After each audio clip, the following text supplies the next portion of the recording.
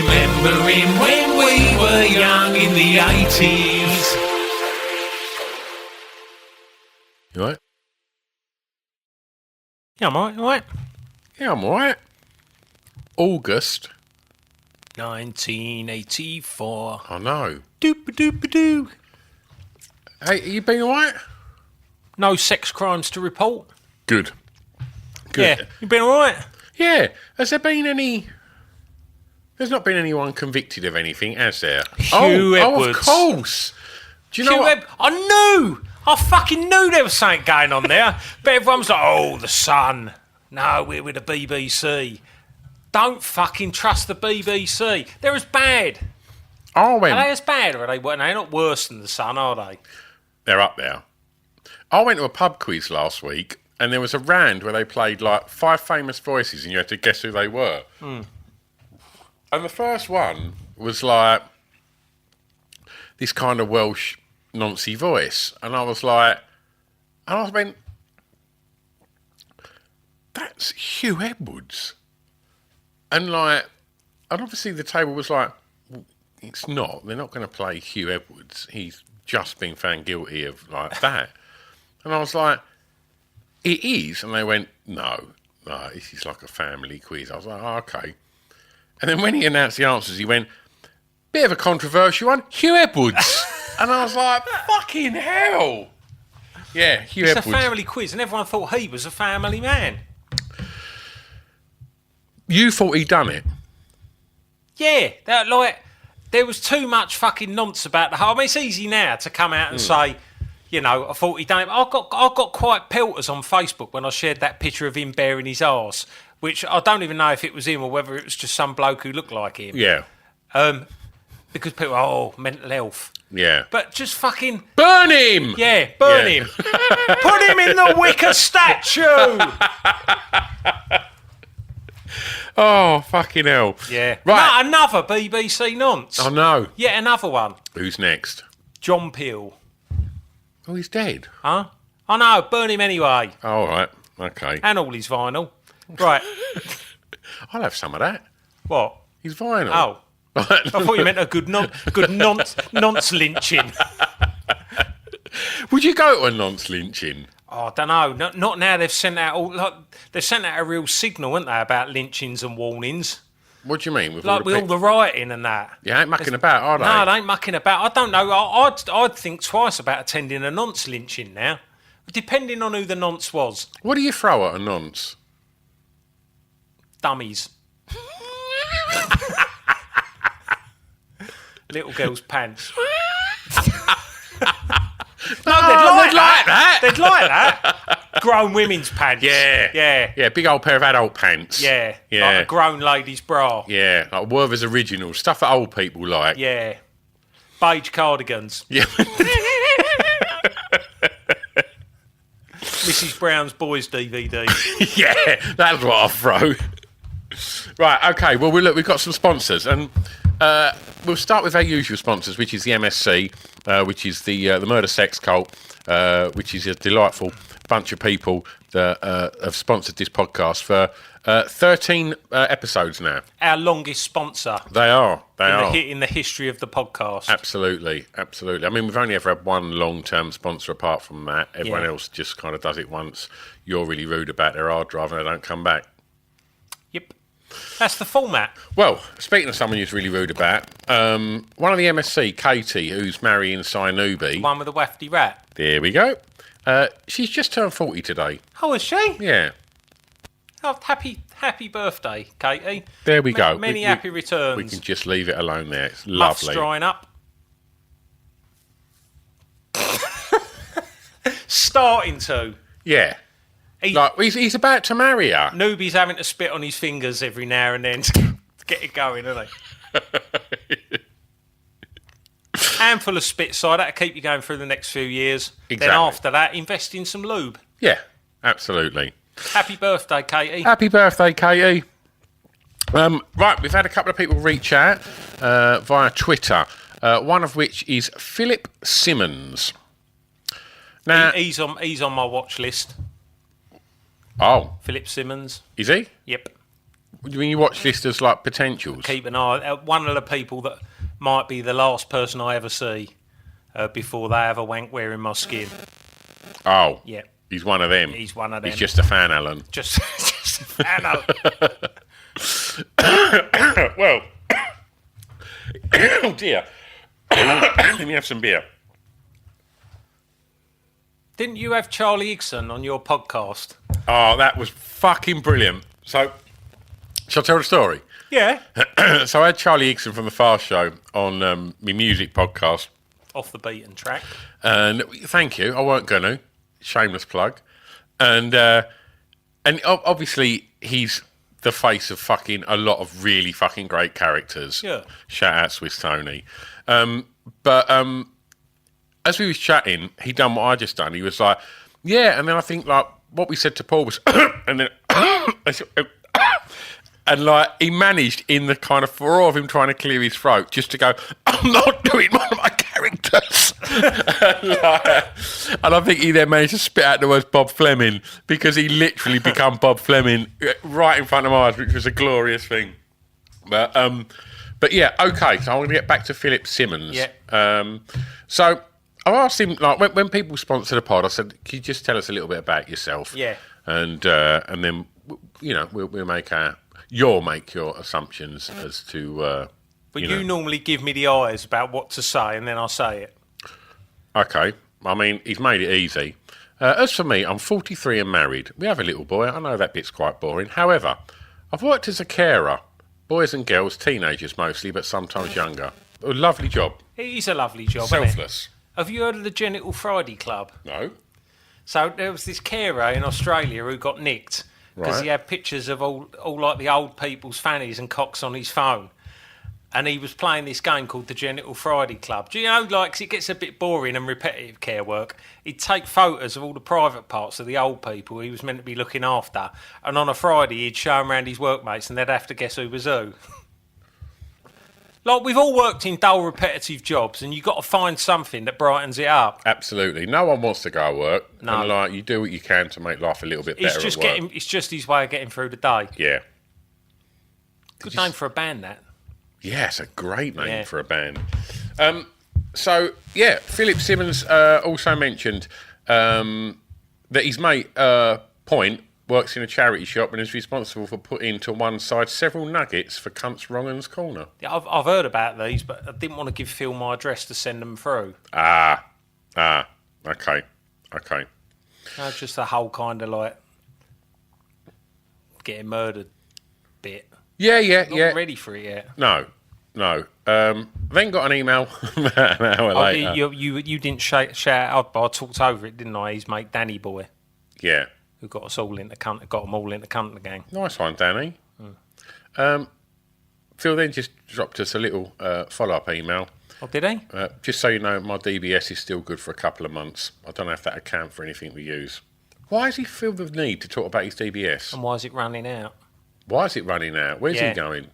Check his hard drive, sniff his fingers. The smell of a small minge always lingers.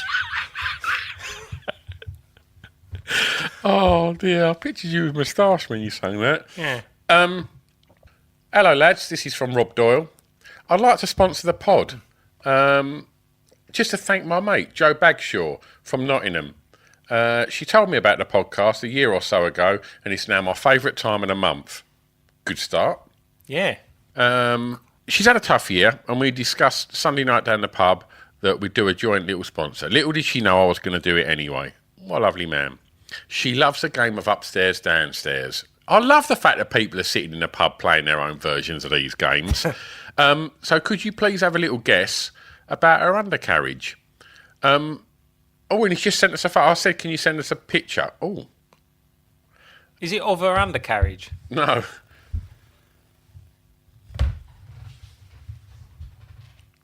Whoa. She's rather attractive, isn't she? I mean, she looks like she's got like long, straight brown hair. And if we're going to go downstairs... Hold on. Oh. Whoa. These pictures are pretty racy. I know. Yeah, downstairs though. Not so impressive. Really? I looked at that and I just thought tidy rat. Yeah, on the surface of things, it might appear that. Ah. Yeah. Let me see. Look, here's the clue. Look at what her mouth's doing. She's got her tongue sort of sticking out one side of her mouth. Ah. Yeah. Very prominent clitoris. Yeah. Her clitoris is a bit manly, like Lady Gaga. Yeah, I think if you saw like a shadow puppet of her front bum, you think it was a plonker. Gonzo.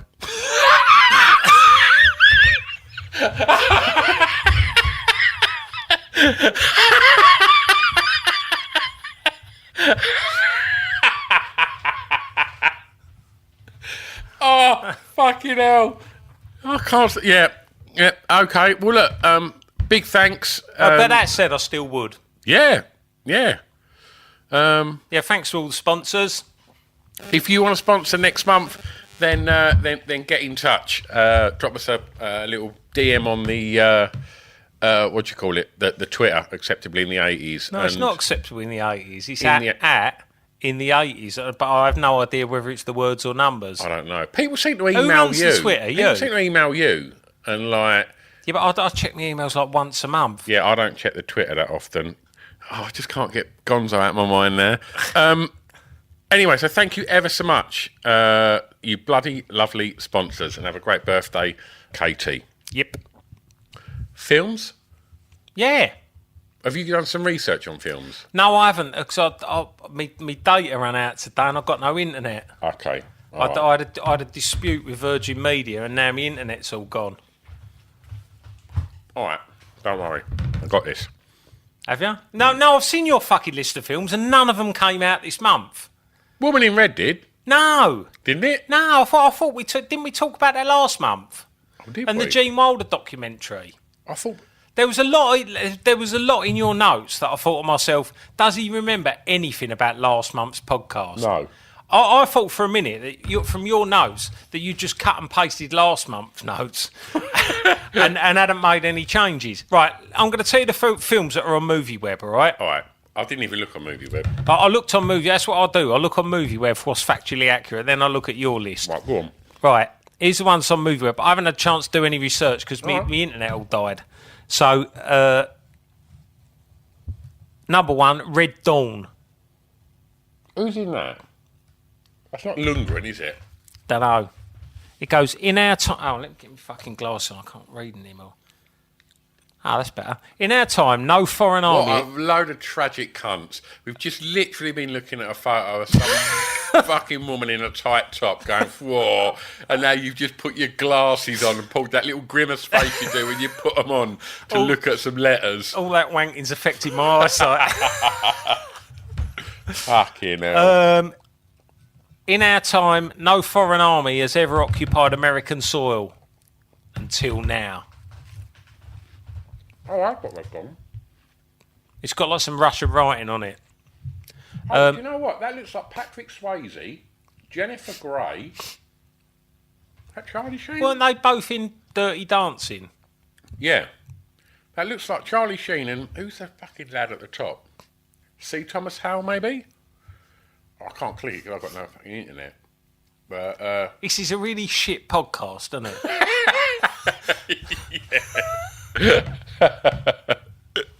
oh dear, I shouldn't have moved out, should Are I? there any other podcasts where they look back nostalgically at the 80s? Have you ever looked for it? I haven't, no, I'm sure there is. I'm sure the production value's better and it's well researched and fucking... Yeah, perhaps they haven't been friends as long. And probably Right. they haven't fucking... Just had a couple of beers and a fucking great big swig of fucking rum before they press record. It's nice though, that one. Yeah, it is nice. Yeah, compared to the other rum. Look, I want to talk about Woman in Red. Right, let me go through the films that were actually films. Okay, go on do you want to go through these just for the sake of it? Let's do it. Right, next one, Cloak and Dagger. Tell me the synopsis. No, I don't know because I haven't got any internet. The picture on the cover's got the bloke who looks a bit like... I don't know, he's got a moustache, but I wouldn't say it's like Russell Mail from Sparks. It looks like a little bit like Russell from Sparks and if David Seaman slipped his hair back. What about the moustache? Whose moustache would you say? It's quite... Is it Nivenish? It's a bit It's quite, more... yeah, I'd say it's more Niven. than a Niven, isn't it? Yeah, it's a bit more weighty than a Niven. No, but yeah, my old man circa probably about now, 84. Yeah. And is that Elliot from E.T.? Oh, it looks like it, yeah. Cloak and Dagger. Never heard of That's it. all I know about it. And they're in the sights, and they like someone's looking through a gun at them. So that's Cloak and Dagger. Next one, I've got Tightrope, the Clint Eastwood film. See, I thought that might be a Dirty Harry film, and I read the synopsis earlier. It's not. What's the synopsis? You didn't put that in your list. No, I know. Essentially, it's just... Is he a cop? yeah, it's Death Wish. It's Dirty Harry. Rape? I'm not sure. There would have been startled tits. Yeah. Thanks for clearing that up. And the last one, the last film is Chud, or CHUD. Hold on, what's that fucking say? Cornhole? Oh no. Cannibalistic, humanoid underground dwellers. See, that's the sort of thing that would shit the life out of me in 1984. A recent article in a New York newspaper reported that there were large colonies of people living under the city. The paper was incorrect. What is living under the city is not human. Chud is under the city. I must have seen Chud. That's the sort of thing you would have watched. I would have watched Chud. You would have watched that in the early 90s. Yeah, you're right. No, I have no memory of Chud. If anyone can fill us in on that, put it on the Twitter, whatever the fucking handle is. Was chud like a word for like... Rubbish. Shit. Yeah, it's a load of chud. Chud. Yeah, so that's the films that actually were out this month. What films weren't out this month? I've got loads. Yeah. So The Woman in Red, Kelly LeBrock, Whoa. and the incredible Gene Wilder. Fucking brilliant. So, essentially, I've not seen The Woman in Red for ages, but my memory serves me well. He's trying to have an affair with her, isn't he? Yeah. And it's just not really happening, is it? And then, I guess, am I right in saying that as the film kind of works its way out, he kind of has a realisation that everything is better already and he doesn't actually need to have an affair. Is that about right? I don't know. I think he gets. You see her muff. In the shower. Is it a shower? No, she gets out of the bed, doesn't she? That's it. Oh, my God. Because Strand had that on his video, didn't Yeah. he? And that bit, it kind of went all like white noisy where he paused it on that bit so many times. Kelly LeBrock's muff. Do you know what? How old do you reckon he was when we was talking about that? 20. We drove round there. Yeah, but there wasn't the internet then, so you would have to drive around someone's house in West Thurrock to see a grainy muff on VHS video. Kelly LeBrock's muff. Perfect tune. Were affairs better in the 80s? Because, like, to me, it's like these days, like, everyone's having an affair, aren't they? It's like... it's all fucking dick pics and choking these days, isn't it? Stop talking about choking. Everyone's at it. No, they're not the all at young'uns, it. Why? yeah. Stop saying it. I'm really uncomfortable with that. I know someone who split up from his wife and he's on the dating scene and he said everyone's into choking and slapping around now. Why have you just bolted slapping around onto it? That's choking's the gateway. And then before you know it, you're belting them as well? Yeah. Why don't people just have it off? I just like I like regular sex. Like Ken Barlow. He'll be featuring later. Well, yeah. No, I'm not like Ken Barlow, as you'll discover later on. Well, look, Although he was cleared. if you could have a retro 80s secret affair with an 80s lady, who would you choose? Anyone from the 80s. Yeah. I mean, it's too predictable to say Kelly LeBrock, isn't it? You know, or Belinda Carlisle. So her husband, I think, was he like a Republican, like senator or something? Oh, what, Belinda Carlisle? Yeah. He sounds like a right cunt. I mean, he's winning, isn't he? He's got a lot of money. Yeah. And he goes off up that. We're like the Keys and Gray of 80s podcasts, aren't we? And he's hanging out the back of that.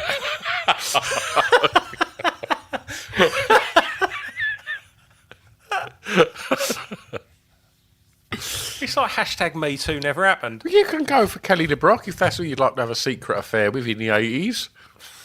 Bit obvious though, isn't it? Yeah. Would you want to be Grogan? Nah. Who's yours? Susanna Hoff. Oh. Hey? Did she have a partner? Did she have to be sneaking around behind their back? Well, she was seeing Prince, wasn't she? But I ain't being funny. No, he's too doing busy with his legs fucking over his head, isn't he? forward rolls around his front room. Yeah. Yeah, Susanna Hoffs. They made a little advert for something around the time of the sort of the early Bangle stuff, where she's just in a little pair of fucking knickers and a little crop top in front of a mirror. It's on YouTube. It's really fucking good. Whoa. She's still fucking lovely. Yeah, she's got an old lady's mincho. But, all right. Her fanny looks like Thora Heard's nowadays. All them ones are in their 60s. They might still look tidy. Unless they've had a nip and tuck. Downstairs is Mary Whitehouse. Maybe I wouldn't doink her. Yes, you would. Yeah, I would. You'd need a few handfuls of spit these days. If you were going to go Hoff. Who are you going to go for? Laura Branigan. Oh, good shout. Yeah. Good shout. She's mature, isn't she? She's a proper lady. Yeah. I think she'd be too much of a lady for you. I think she'd be too mature for you. She'd probably teach me a thing or two. Yeah. About love making and pleasuring a lady. Yeah. Yeah. Stop going off so quick. Yeah. Yeah, I'd have to exercise more self-control, wouldn't I? Well, it's quite weird. I'm just looking at my notes for the next film. The notes for the next film is called The Joy of Sex. Whoa, what was that? A making of the handbook? No, it was an actual film. But it made me think when we was in our, let's say, late teens, like, because we weren't really doing very well when we was, you know, we'd be basically just sniffing Lee's fingers when we was like fucking 16. Still are. And like, yeah. Sorry to Lee's wife. But, you know, we started to get a bit of action in our later teens. Yeah, I mean, I wouldn't call it that much action. No. But, you know, a little bit of action. But regarding the joys of sex, do you honestly think back then you ever considered the ladies' joy of sex? Or was it just like... You didn't. I'm asking. How many times do you reckon you got pulled off in your escort estate?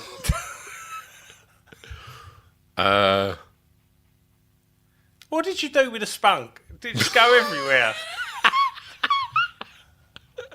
We spoke about this last month. Yeah, we? just don't care didn't about it. care. I reckon... I don't know. I reckon at least 30 times. Cool. Spunky old motor. It was a spunky old motor. Good job they didn't put a ultraviolet light into that. That failed this MOT. I sold that to the woman that worked in the youth, in the common room at Tech. Yeah, she ended up on the U-Tree register. Just riddled with cheese. Teenage fanny butter. But I don't ever remember thinking like, right, I'm going to satisfy this lady completely. I remember just thinking like, oh, she's got it out. It's going to go off. Are you going to try and make out you was like fucking... I lick people out all the time.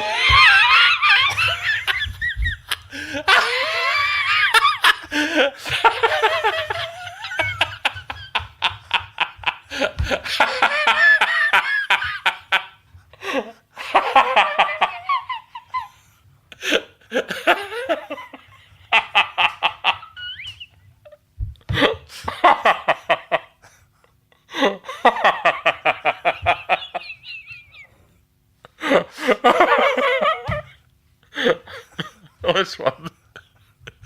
Oh.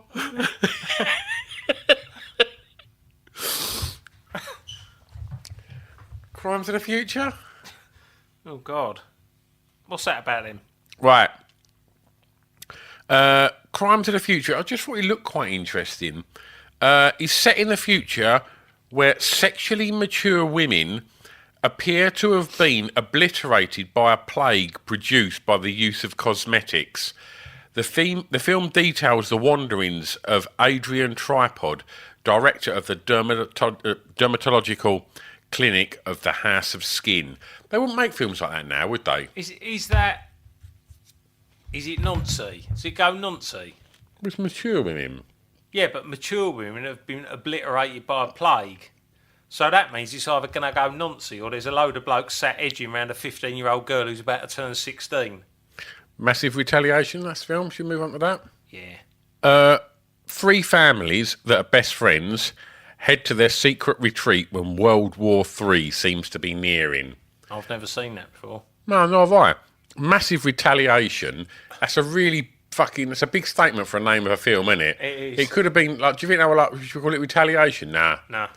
Like massive Retaliation. If, World War, we're always on the cusp of fucking wars these days. Yeah, you have to be, though, to stop people going and setting fire to wheelie bins. Yeah. Pushing them into hotels full of immigrants. It is. It's important that we're on the cusp of war all the time. We're constantly edging with war, aren't we? Yeah. But it's never the full spaff, though, is it? No, it's always like that thing where, you sort of get pushed into someone, but you don't really want to have a fight with them. Yeah. And so, it all sort of just, a bit of pushing and that, but, no one ever smacks someone in the head. Yeah. If someone did smack someone in the head, and there was a World War III, how do you think me and you would fare if, all of a sudden... I've got a fucking bunker in my garden, haven't I? Oh, brilliant. I'll be all right. Oh, am I allowed in? No, you've moved. You wouldn't be able to get here in time. You'd be like mid-year trying to get here. Just edging in your car. I love the thought of you looking at that little gap in your bunker, and I've got a little pencil moustache just frantically running around your garden. Just fucking... You're too late, Ron. Not opening up again. In a long Mac. Just go, let me in. Oh, fucking hell. All right. So there was another film. Do you know what? I'll look at these films, right, and all the ones I don't know that have, weird titles, or I guess essentially fucking dirty-looking covers, I click to read the synopsis. Dreams come true. Boy discovers how to dream travel. Only in this scenario, he appears in real life at the location of his dreams. While his other body lies in bed, he then teaches his girlfriend how to dream travel, and together they share the adventures of their dreams. I'm sure you did that last No, time. there was something similar to that. I think there must have just been... It was exactly that. Was it? But, yeah. Was it? It sounds sexy. Oh, yeah. Do you know what? We've opened with a sexy sponsor... It's just really sexy, isn't it? It's become a very sexually charged podcast. Yeah. There's lots of fellas our age just having to pull over into a lay-by. Absolutely. Crack one off into a McDonald's napkin. Think about Kathy Bill, lads. Right. Doctor? Yeah. Right, okay. So if you've not heard Doctor, I've got a new game coming up later. Have you? Yeah. I don't know about. Have I not sent you it? What is it? Well, should we do that instead? No, let's do Doctor. All right. Okay. So Doctor's a simple game. It's based after Kunt's favourite band, the Thompson Twins. What? I like them more and more every month. Where basically... I actually do. I do like them more and more every month. That's all right. I like them more than last month when I really liked them. They're on course for becoming my favourite band. Jesus Christ. Yeah. They haven't overtook the Christians yet. I've got to say, we've got a bowl of crisps here. They are the 80s mingiest selection of corn snacks. It's a muff-based selection. On one side, we've got prawn whatsits, and on the other side... Scampy knickknacks. Scampy knickknacks. That is literally... That's 100% beaver, isn't it? If you put your hand down anyone's skirt in an 80s nightclub... Yeah. That's what you're getting. That's the bowl of crisps we got tonight. How's our percentages of female listeners looking at the moment? Probably deteriorating. Enlighten, though, the ones that are still with us. Yeah, and we've got a tasty one. Yeah. Katie's going to be well annoyed. Well, I'm not suggesting she's not tasty, but you've No, just... you've slagged off. No, I haven't slagged her off. You've just gone in on her you- minge twice now. You slagged off her rat for month after month, and now you want to lick out Joe Bagshaw. Baggy rat? Baggy rat. For sure.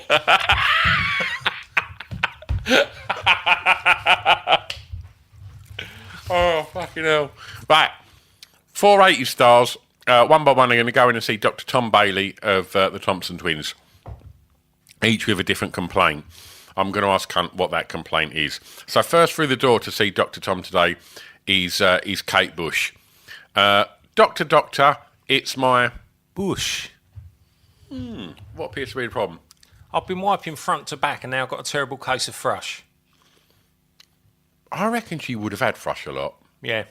Right. That's what happens if you wipe front to back. You're just wiping all the crap up your mouth. Yeah. Yeah, I don't like... I fancied Kate Bush a lot. Oh, did you? Yeah, but I think if you've got the name Bush, like... It's a very sexually charged name, isn't it? For the Yeah. for the 80s. Yeah, she would have had a big bush and called Bush. Zeitgeisty, isn't it? Yeah, it's like... It's just... it's a problematic bush. All right, next through the door to see Dr. Tom is frontman of In Excess, Michael Hutchins. Doctor, it's my... Libido. What appears to be the problem, Michael? A wank's not enough anymore, Doctor. And therein lays problem. Because once you get to the stage of wank's not enough, you're in bother, aren't you? Do you think a wank weren't enough? Yeah. I'm not trying to kink shame the listeners that like to stick a finger up their arse or lay upside down in their bed with their legs over their head. But the warnings are there, aren't there? Once a wank's not enough, you're down that slippery slope. Before you know it, you're hanging off the back of your door, choking for breath, spaffing all over the carpet. Next through the door, Don't let him die in vain. 480 stars are going to see Dr. Tom. Next through the door is charismatic Bronski Beat frontman, later to become frontman of the Communards, Jimmy Somerville. Doctor, it's my...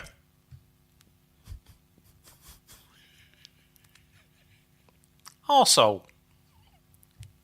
Why are you obsessed with Jimmy Somerville? You mention him every month. What's wrong with Jimmy's arsehole? It's ruined. I arranged to meet that bloke from the swimming pool who looked like Robert Lindsay. Then him and his mates took me back to Barrymore's and they all went to work on me with a pool foot on me.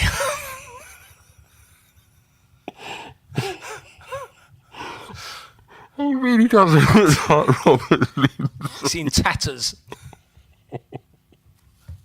Oh, fucking hell. You got to stop mentioning Jimmy Somerville. Why? He was a big pop star in the That's 80s. why, yeah. No, that's not my fault. I didn't say that. I just said... You made me. I was just thinking about big pop stars in the 80s. Michael Hutchins, Jimmy Somerville. You're like this one because you love her. Oh. Right, next through the door to see Dr. Tom Bailey. Last patient today is Belinda Carlisle. Doctor, it's my... Lovely muff. Oh, why is there something wrong with that? I keep getting sent dick pics from this bloke in Basildon, but it's 1984, so he sends them by post. He still hasn't got any pubes, and his knob looks like a little cola bottle sweet.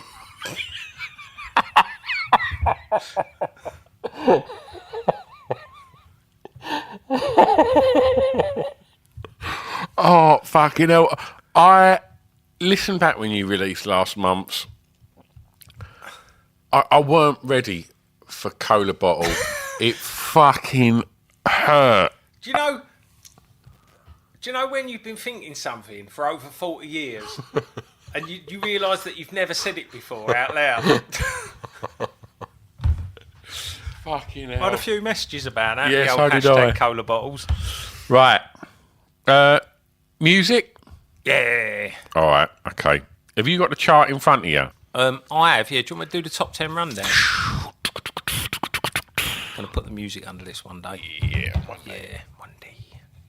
Should I go from 10? Normally go from 10 to 1, don't we? Yeah. Number 10, Grandmaster Flash and Melly Mel. White Lines. Dang, dang, diggity, dang, dang. Number 9, Trevor Waters, Stuck on You. What's that?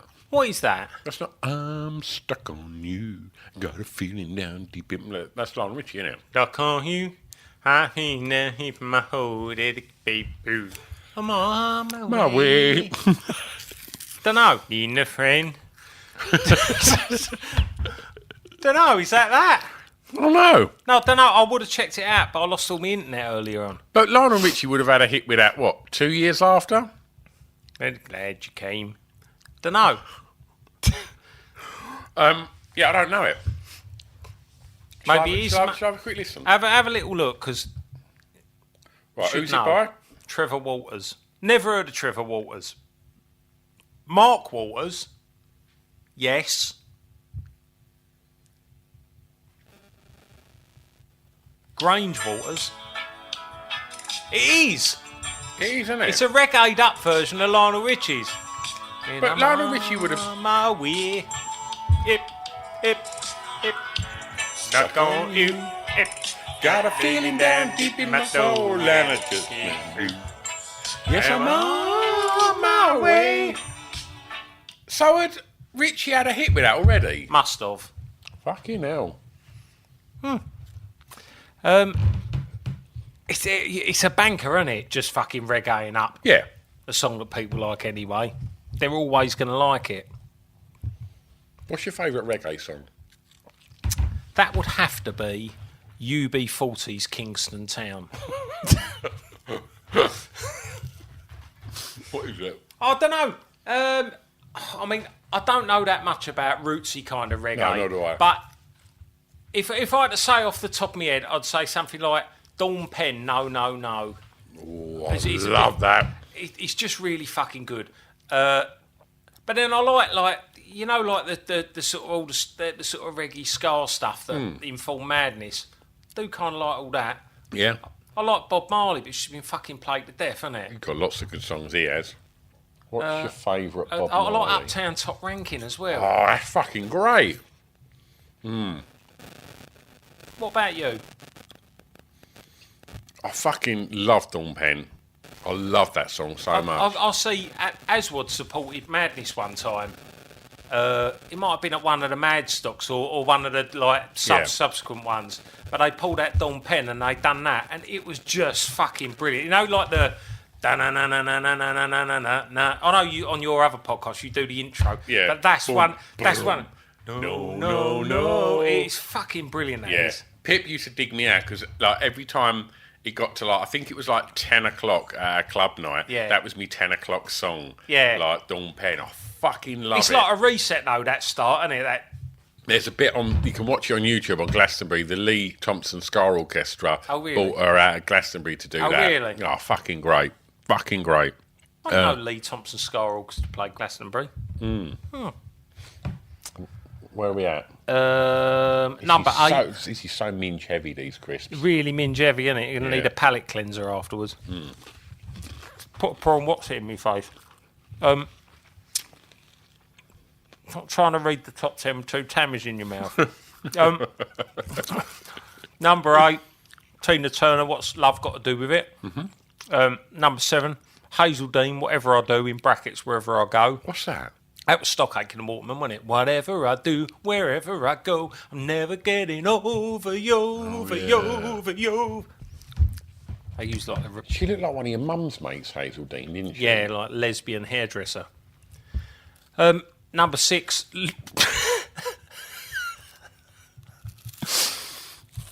She was a lesbian, though, wasn't she? Okay. Yeah. Don't know if she's a hairdresser, but she looked like one.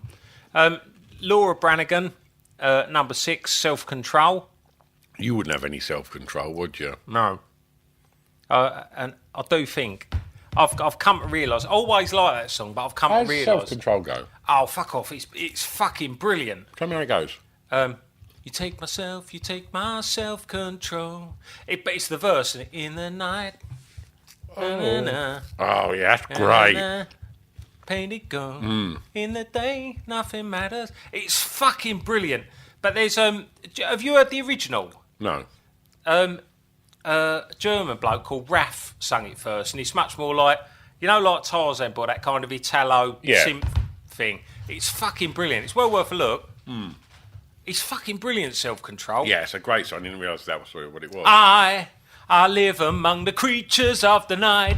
I haven't got the will to try and fight. And it's got a good whoa in the middle, isn't it? Whoa. Yeah. Whoa!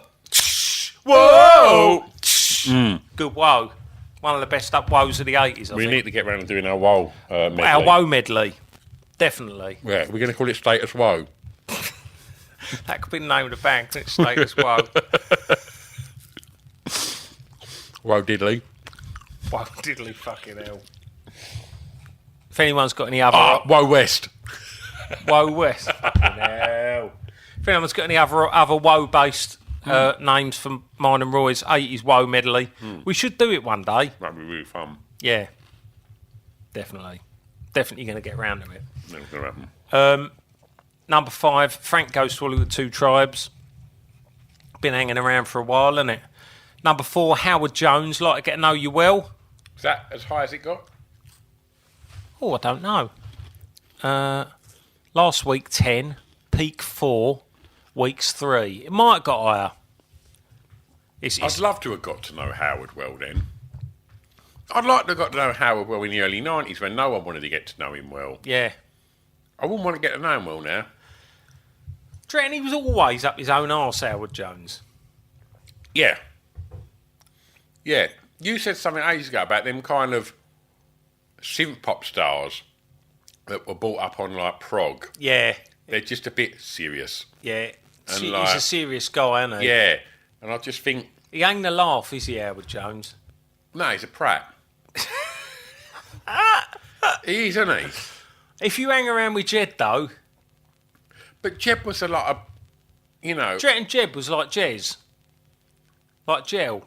No, because like Joe was just one of our mates, whereas Jed would have come from like a theatre school where do he you was think- do you studying think- expressive dance. Do you think Howard hired Jed? Yeah. He weren't just like, used to go down Woolworths and Jed nick records for him. No. I had a little chat with Gel in rehearsals about a Happy month. birthday, Jeremy. It was his birthday. Yeah, it was the other day though. Fucking, you know. It's nice, isn't it, to just be nice? Well, Jeremy. yeah. By the time this comes up, it's yesterday's. Yeah, I suppose. Yeah, Chip he's hanging me wrapper, out for a few weeks, yeah, is it? Yeah, good point. But I did say to Jill, like, I know we mention your big smelly arse a lot on You our do. podcast. You do? No, I don't. You're always talking about his I big never smelly talk arse. about his big arse. I say, I know we mention your big smelly arse a lot on the podcast. Like, I'm sorry if it hurts your feelings. Do say, and I bet he likes it. Never mention it again. That's the last time we're going to mention your big, hairy, smelly arse on this podcast, Castle. He hates attention. Yeah, he hates it, doesn't he? Right, number 3, Stevie. Where's I like to get to know you well? Rating your Howard Jones top 5. It's in the 5. Yeah. I'd say it's in the 5. The 5 will have new song, Hide and Seek. Things Can Only Get Better. Oh yeah. Always Asking Questions. And probably What Is Love. Yeah, I'd put What He's Loving there. Yeah. Would you change any of those? I'd change Hide and Seek for Everlasting Love. Oh, you like that one, didn't you? I do, yeah. Yeah. I don't know whether it's shit though, but I do like it. I ain't heard it for a long, long time. Yeah, I'm still not sure whether it is shit, but I do like it. Right. Where are we at? Oh, right, number 2. Oh, no, number 3, Stevie Wonder. I just called to say I love you. Do you like that? No. Everyone thinks it's rubbish, don't they? You like it? Yeah. I don't know if it's any good, but I do like it. What do you like about it? Don't know, just like the 80s. Just reminds me of the 80s. No, it reminds me massively of the 80s and like... You know, and like and discos where your mum and dad were dancing and Yeah. stuff. Like that's the trouble, isn't it? Is if you put an emotional attachment on the song, so you can't have a rational fucking discussion about them. But that's music, isn't it? Because it makes you feel things you don't want to feel. He's got a lot of fucking hits, Stevie Wonder. Yeah, and he's got a lot of better songs than that. But I just fucking like it. That's all right. You're Yeah, allowed. but it's shit though, isn't it? It's There's just- a little game coming up in tribute to that in a little bit. Oh, really? Yeah. It's sort of mawkish, isn't it? But I do like it. Right. It's terrible for my credibility, this podcast. It's just like, do you be honest or do you just fucking lie about things? It's rubbish when you're too honest. I heard Taylor Parks on Chart Music talking about Ed Sheeran and his earnestness, and it being the same as if everyone was walking around with their bollocks out.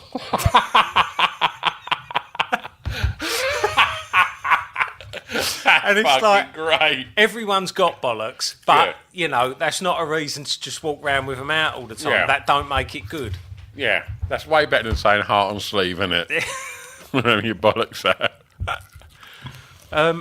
Right, number 2, Black Lace, Agadoo. In a survey for Dot Music in 2000, respondents voted Agadoo as the 4th most annoying song of all time. What's above that? Birdie song? I don't know. I didn't see what the other. I should have looked, shouldn't I? Birdie song's got to be in there. Yeah. What else? Barbie Girl. I bet there was a time when Mr. Vane or fucking, what was the time? No Limit or something like that would have been the most annoying song of all time. But I would imagine time's moved on, hasn't it? A 2003 poll for Q magazine saw a panel of music writers vote Agadoo as the worst song of all time. Ain't that bad. Like, it's not worse than... What was that cunt who was in the Miami Sound Machine? Not the Gloria Estefan, the other one. I don't know. Was there someone that weren't her in it that was famous? He had a was it John Cicada? Was he in Miami Sound Machine? Yeah, Just Another Day.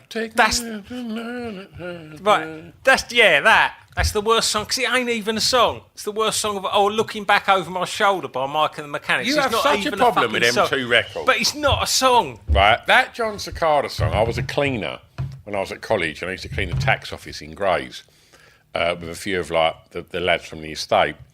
Right, Wingy and that and fucking Reedy, we all worked there. The estate, make it sound like you fucking grew up in the hood. No, it was a very nice estate.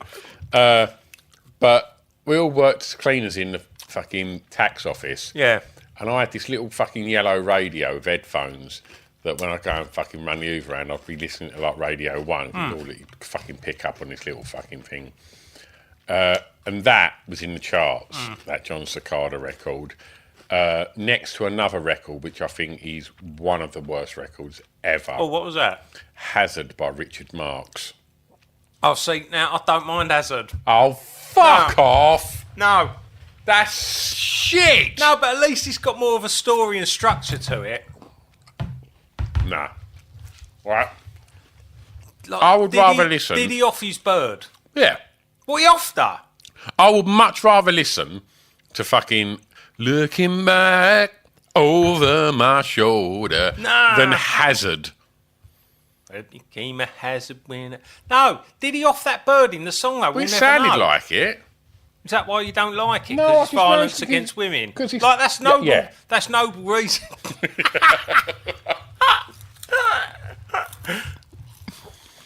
So, what is it you most like about Just Another Day by John Cicada? Is it because you heard it a lot around that time? I just heard it all the time and like, I don't really like it. And I get what you're saying. It is just...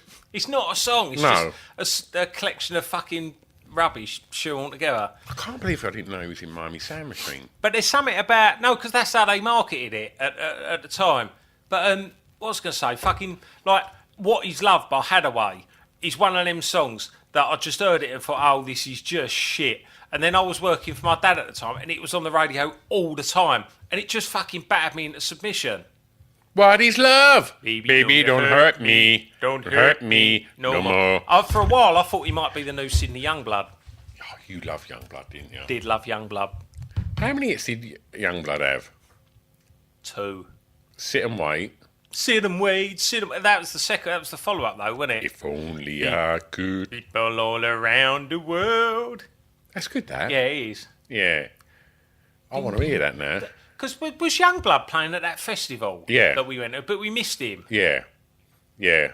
Can't believe you made me miss Youngblood. I didn't make you miss Youngblood. Yes, you did. I don't know what happened. Maybe he was trying to put the tent up.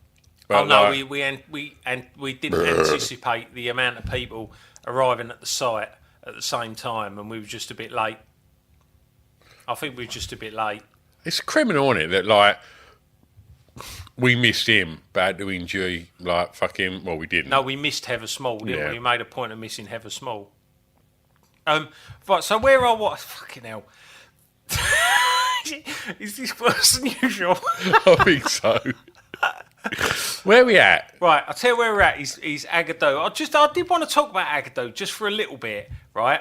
Because I thought, and I still do think, that Black Lace were a pair of cunts. Why? It's just fucking cheesy, highlighted chancer cunts, right? But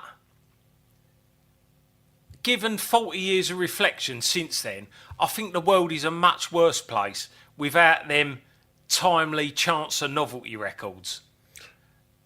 If you cast your mind back to 1984, we're going to get on all of these later, and here in Agadoo, it was a welcome listen, wasn't it? It's just a bit of fun. I fucking loved it. Right, and I think anyone that listens to this podcast and doesn't agree with that, you're a cunt, and stop listening now. Do you know what? If you've got any fucking qualms about Black Lace, right, have a word with yourself. Go and jump on fucking Channel 4 iPlayer. Go and watch Rita Sue and Bob 2 and watch a load of fucking people having a really good time doing a conga to fucking having a gangbang. Yeah. That's fucking pure joy. Because ultimately, right, here we are in 2024, it's fucking rubbish. Everyone's at war, right? And the soundtrack to it is earnest singer-songwriter stuff like Ed Sheeran, Adele and Coldplay. We're having a gangbang. Exactly. What 2024 needs? A couple of cheesy fellas with highlights singing an insanely catchy song about banging some bird on holiday. They were chances though, weren't they? Because they took everyone else's fucking novelty songs and just covered them. Good on you, lads. No, good on them. Fair play to them. Number one, Careless Whisper. Do you like Careless Whisper? No. Why? I just don't think I like anything by George Michael. I just can't. You've started a real hate campaign against him. I don't know why. Yeah, but it's not like, it's not a hate crime because he's dead. Why don't you like Careless Whisper? Careless Whisper's really good. But is it? Yeah. No, just everyone. I think just everyone's come to a collective judgment that you can't say anything bad about George Michael. Well, you can. I think he might be. Well, but I am now, and you're just like trying to shut me down. No, No, you're trying to cancel me because I was trying to just say something against George Michael, and you called it a hate crime. Yeah, but you've been... Your words, not mine. No, you... I listen back, and there's one where you just say, wham, a fucking shit. I edited the worst stuff out that I said about Wham and George Michael because I didn't want to alienate the audience, but I'm going to say it now. No, I'm going to have my say. Oh... I'm just going to get another pint. All right. Well, I've got some songs I want to talk about. Yeah. Right, so I want to talk about some of the songs outside the top 10. You Think You're a Man by Divine. I mean, that's a great song, isn't it? I fucking love it. That's. I think we talked about it last month. That's We my did. That's my favourite Stockakin and Waterman production. That one. Like, in 1984, what did you think made a man? Like My Old Man. Yeah. He had a tash. Yeah. Phil Collins hairdo. Did he have a van? A van. Yeah. Fuck yeah. Plywood racks with tools in. He would have had a cement mixer, wouldn't he? Yeah. There was always a cement mixer on your drive. And I remember just He had thinking, he had a couple of cement mixers. fucking hell. Yeah. Like, that's a bloke, isn't it? Yeah. You own a couple of cement mixers. He was a proper fella, my old man. And I remember someone describing him as hands like shovels. Have you ever seen my old man's hands? No, it's got big hands. Right, my brother-in-law is obsessed with my dad's hands. Oh, really? What, wants one up his arsehole? You would not want a fucking digit off of my old man. That'd be like fucking No, Pat Jennings having a Barrymore- fucking rummage. Barrymore's pull thermometer. Yeah, massive hands, my old man. Oh, really? Yeah. I don't know why. I've got fucking normal hands. But yeah, he's got some fucking. Measure hands. He's got some big old shovels. About the same. About the same. Yeah. Mine are a little bit bigger. I see you really stretched yours out there, and I was just kind of not really stretching mine out. So when did you ever have a moment where you thought you was a man, not a bloke, but like, you know, did you think when you passed your driving test that was a big fucking move into manhood? No, did you? No, not at all. No, Not I just at all. thought we'd be able to like go and see some gigs and Yeah, and you might get a girl in your car. yeah. And drive her out to a lake. That's what people did before fucking. What's it Don't called? say choking again. No. That's what people used to do, wasn't it? Before Well, before it's Tinder. so weird. Like, Before Tinder, there was lay-bys. but I don't know if we was just different. Like, Well, he- and not in a cool way, clearly. Yeah. But like, you know, Antonio, do you think like he was like taking women out for drinks and meals? Because like my kids, like when they go out on dates, like you know, and they go out with their partners, they go for like dinner. That's what and they're they go telling on, you. like- They're down the lay-by. And like, and I just think, I had a girlfriend when I was fucking hell. That girl that like all the Lilo songs were about and all that. Yeah. But how old was I then? 21. Early 20s. And like, I remember going like where she lived across the road was in Harvester, and we went for dinner one night in Harvester. I remember thinking, this is mature. Yeah. And I was 21. And it was like, and I think that was the first time I'd like, and probably the last time I went for a meal with like a lady. Because you had to pay. It's expensive, isn't it, Harvester? No, but like, And you can't say to them, let's just go in, fill our load on a salad bowl, and then just go down the lay-by. I was thinking that. Yeah. You can't say it, though, can you? No. And I'm sure she wasn't thinking that. But like, did you ever go for dinner with a lady? I remember when you're on your first dates, you used to drive them out the area, didn't you? You used to go to the fucking Crown, didn't you? And like, No, I did. Yeah, you Where's the did. Crown? Langdon on the hill. No, I did take someone. There.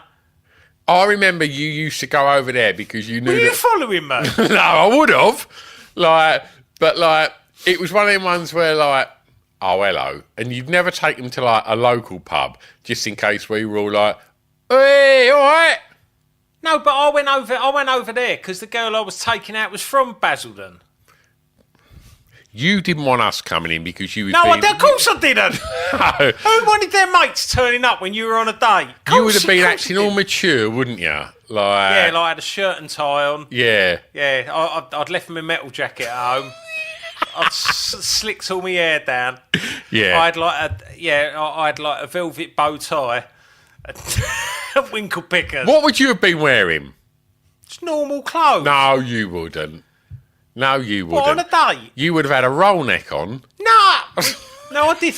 All right, yeah, I might have had a roll neck on. You would have had that black bomber jacket with Madness in silver pen on the back. Yeah, I might have. Yeah, Yeah. yeah, but I wore that anyway. You would have had your hair all slicked back with mousse. I did have some mousse. It was the 80s. Of course, I had some mousse. Anyone with hair had mousse. You used mousse. Everyone used mousse. Make out I was the only mousse user in the 80s. It sounded like you was going to cry then. You use mousse.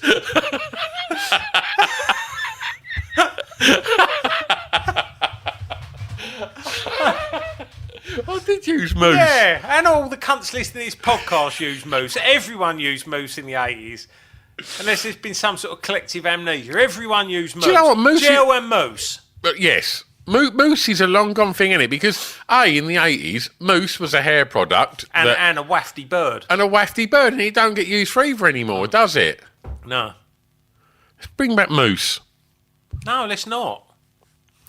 There was also what are they called? Nightlife. Mr. Solitaire, Animal Nightlife, had a hit with Mr. Solitaire. I don't know that one, do you? Well, yeah, I do. Yeah. What's that like? A slowy or something? Yeah, it's like a bit of a kind of post-new romantic art wank type, Sade-esque kind of smooth. So I looked up solitaire. The heart of this lonely word is solitarius, alone or isolated. Originally, a solitaire was a widow, and eventually the word came to mean solitary person. I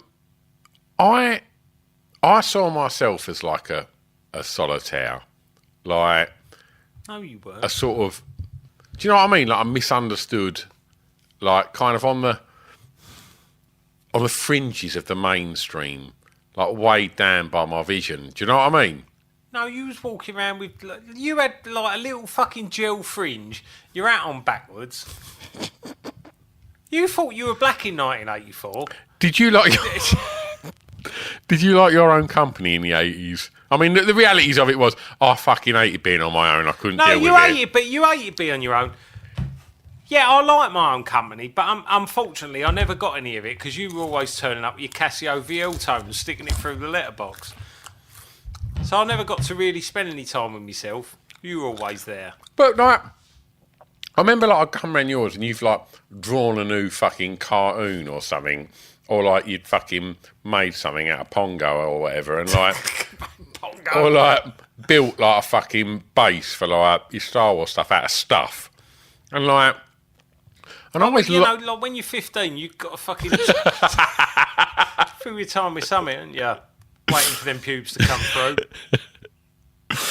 Ain't it weird that we was doing that while Lee was cramming digits in fucking front bottoms?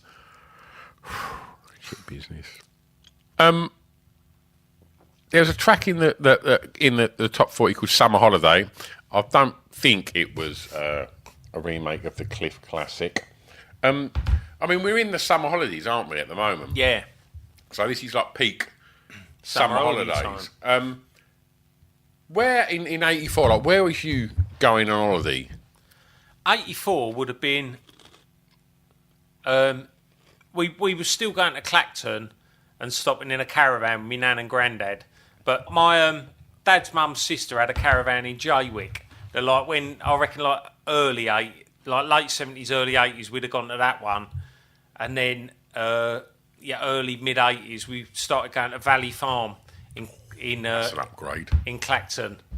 But something I remember the other day was we'd go to Clacton, like me, mum, my dad, and my sister, and in the afternoon, if we were going to go on the pier in the evening, my mum and dad would just pull up in like one of the bays along by the pier, along by the front, between kind of Clacton and what do you call it, Holland on Sea or whatever. Oh.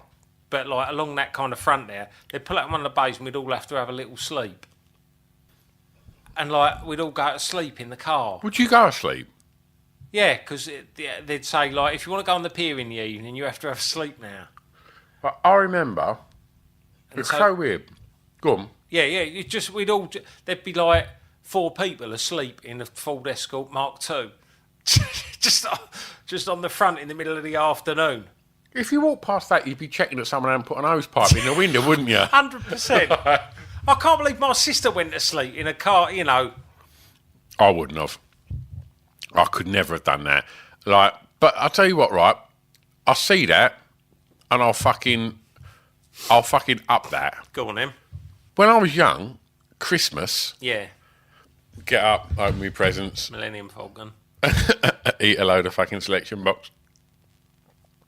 And then we'd go round like one member of like my dad's families in the evening, and there'd be more presents from like extended family. Yeah. And then there'd be like family games and stuff like that. It's fucking great. I loved it. And like just after like you've been playing with your toys all day, and like you've got past the boring bit where your parents are probably watching Bond, like waiting for their fucking roast to go down, and you're still fucking playing with all your toys. And then it was like, and then in a few hours, I'm going to go and get more presents and play fucking games. Then my mum would be like, right, you need to go and have a sleep. I'd be like, what? Yeah, you need to go and have a sleep. I don't, and I remember this vividly. I don't want you going around there tonight showing off. I used to get sent to my room on Christmas Day to have a sleep so I didn't show off in front of people. You were always a show off, weren't you? I weren't a show off. I was just being. It was Christmas. I was a little boy excited. Is that why you had to go to that place and play with the stickle bricks? Probably. So where'd you... It's horrible, that, isn't it? So where did you go on holiday? Around now? Waltham. Yeah. Went to Valley Farm as well. But did you stay in Walton? What, in a caravan? Yeah. We go on holiday with my nan and granddad in a caravan in like Waltham. My early on, it was like Walton or Valley Farm in Clacton, and then when I got to about 10, probably around about now, we'd go to like Lowestoft. Yeah. Like it was Dean's holiday camp in Kessingland, actually. Yeah. And we went there for like about 5 years on the bands. I fucking loved it. Yeah. Like we used to go and meet up with his family from Romford every year that were our holiday friends. And there was this young lad who had hair like Gene Wilder that I'd like knock about with. But he had an older sister called Julie who wore rah-rah skirts and looked like one of Bananarama. And she was allowed to take one of her mates on holiday. And I'd just literally just follow him around with a little fucking bullet in my pants, just thinking, fucking hell. Like they'd just be like in the arcades, like swearing, and I'd just be like, Can't wait till I got pubes. yeah. And I was just like, fucking hell. They're like amazing. Yeah. They look like pop stars. Probably not anymore. Yeah, but you know, for old time's sake and that. Yeah. Fucking love going on holiday. It's great holidays as kids, wasn't it? Yeah. Rod's in the charts. Some guys have all the luck. I mean, he's got a bit of a cheek, hasn't he? Yeah. Yeah. He has got a fucking cheek, hasn't he? Yeah. I mean, he's Rod lucky? Because he's got a voice on him. He can move a bit. He's got a conch on him now, hasn't he? He has got a conch on him. And, like, he ain't got... And Robert Palmer as well doing that song. Oh, did he do a reggae version? Like, a fucking... Yeah, he did, didn't Some he? guys have all the luck. Dip, dip. Yeah. But the pair of them, they have Fanny for breakfast, lunch, dinner and supper. Yeah. And they're talking about some guys having all the luck. Yeah. Jog on. Who else was lucky, do you think, to be famous in the 80s? I mean, Black Lace. True. They were just a couple of redcoats, essentially, weren't they? Yeah. But no, fucking fair play to them. Paul Young was a chancer. He was quite handsome, though, Paul Young, He was wasn't really he? handsome, yeah. You have that voice. Didn't he have that voice? He had a, like, soft... Oh, that voice. That does not sound like Paul Young. I have a look in your eye. It does. All right, Yeah. Paul Young. Bruno Brooks. No one should ever have heard of him. He's a little cunt. Do you know what, right? I often wonder when we're going to get, like, some kind of notification that we're being really fucking rude about someone on this podcast. Do you know what? You know what, right? I'll go on record, right, and say that geezer is a fucking cunt. Yeah, you can't get sued for saying someone's a Pint-sized cunt. cunt. Can you get done for that? Don't think so. I've got a new game. Have you? Yeah. What is it? It's called I Just Called to Say. Oh. So, the premise of this game is I'm going to pick 80s celebrities. One's the caller, and the other one is the receiver. And so I'm going to tell cunt that someone is phoning someone, and then I just called to say, you fill in the blanks. First up. Boop, boop, boop, boop, boop, boop. Ian Beefy Botham is calling Linda Lasardi. Hi, Linda. I just called to say... Sorry I sent that picture by mistake. But while...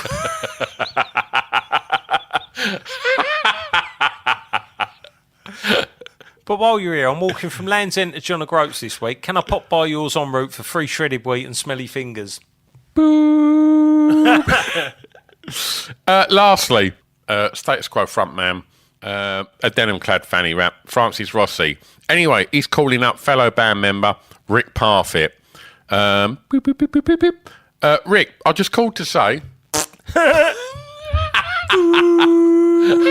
He would have been all over that, wouldn't he? Oh, fucking brilliant. Okay, right, so I've got... I chose a weekday for TV on the listings because it's summer holidays. Yes. And that generally meant that TV got a little bit... TV. Yeah. Yeah. Right. Let's have a little look. ITV. Good Morning Britain. Thames News. And then at 10:25 till 10:50, that's 25 minutes, Laurel and Hardy. Now, do you think that was a cartoon Laurel and Hardy? Or do you think that was an actual... Because I always thought Laurel and Hardy was BBC Two. What's that, on RTV? Yeah. Actual Laurel and Hardy. Right, I would have been happy about that. I loved that when I was a kid. Oh, did you? Yeah. Did you? No. Why? Because it was in black and white? No, because I like Harold Lloyd. Yeah, no, you didn't really, though, did you? Yeah, I did. I think because, like, you'd have, like, a sort of gut reaction and you'd be like, oh mummy, turn this off. It was in black and white.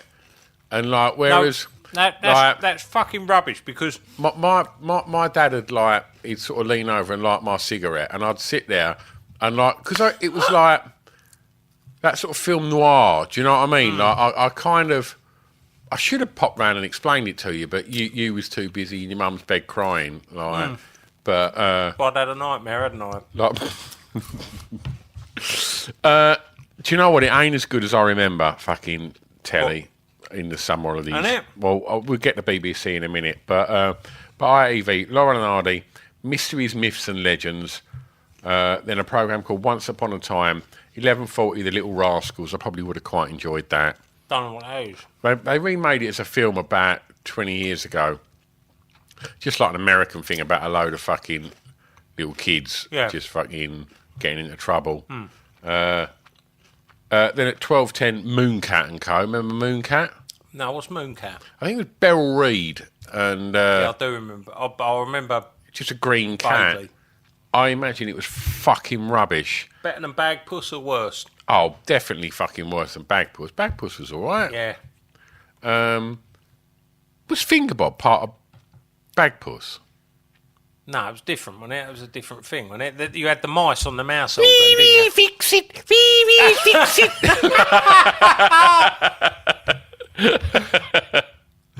I used to love them little mice. I've completely fucking forgotten that. And there was a cartoon on that with Alberto Frog, where we'd have a different milkshakes. No, that's Bod. That's Bod, isn't it? Oh, yeah.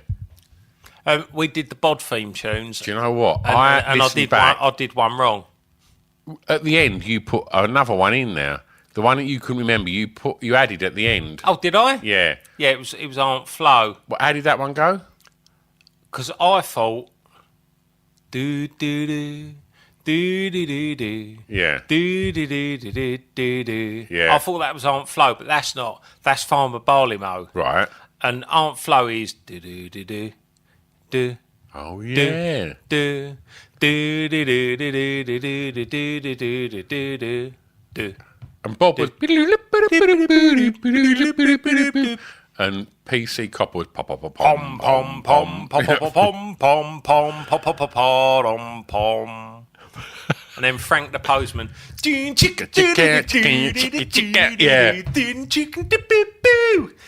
Derek Griffiths. Yeah. What a fucking genius. Just a fucking good bloke, mate. Just a fucking good bloke.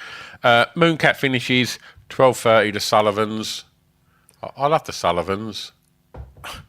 What was the Sullivans like an Australian soap about the? It was about the olden days, wasn't it? I'm sure they were going into war. I'm sure some of them went to war.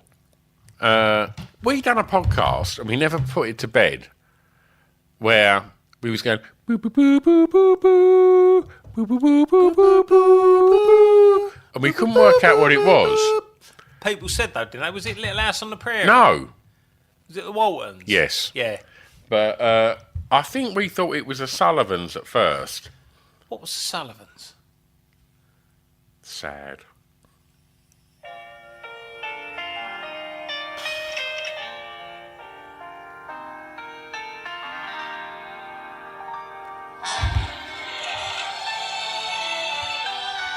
Yeah. Love the 80s. You're a sad old cunt. Sullivan's was on. It was just a load of old shit until... It was just a load of old shit. Just fucking Aussie soaps. So you had the Sullivans. What, in 84? Yeah, and then at 3:30, sons and daughters, love and laughter, tears of sadness and happiness. My nan used to watch Sons and Daughters. 5:15, the Young Doctors. Fucking hell. Was that Antipodean? It was, wasn't it? Yeah, I can't believe it. In 84, it was at Australian soaps. Yeah. Taking you right up to 6:40 when Crossroads come on. See, I would have said Australian soaps were a late 80s thing, wouldn't you? Yeah, but obviously not. No. 3 in one day. Fucking hell. I'm so glad you weren't into them because they dictated your life for years, the soaps, didn't they? Certainly did. Just going to... no, I can't come out yet, Roy. I'm just going to go and get some chips and watch the soaps, then we can go out. Or, or you could not complain about people's neurodivergence.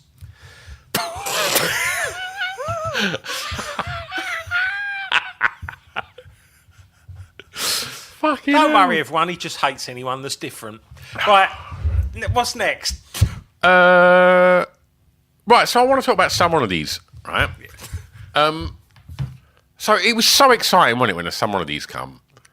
Core, wasn't it? It was like no school for 6 Yeah, weeks. 6 and weeks. And we never went to school together, so it meant we could muck about every day. For 6 weeks. For 6 weeks.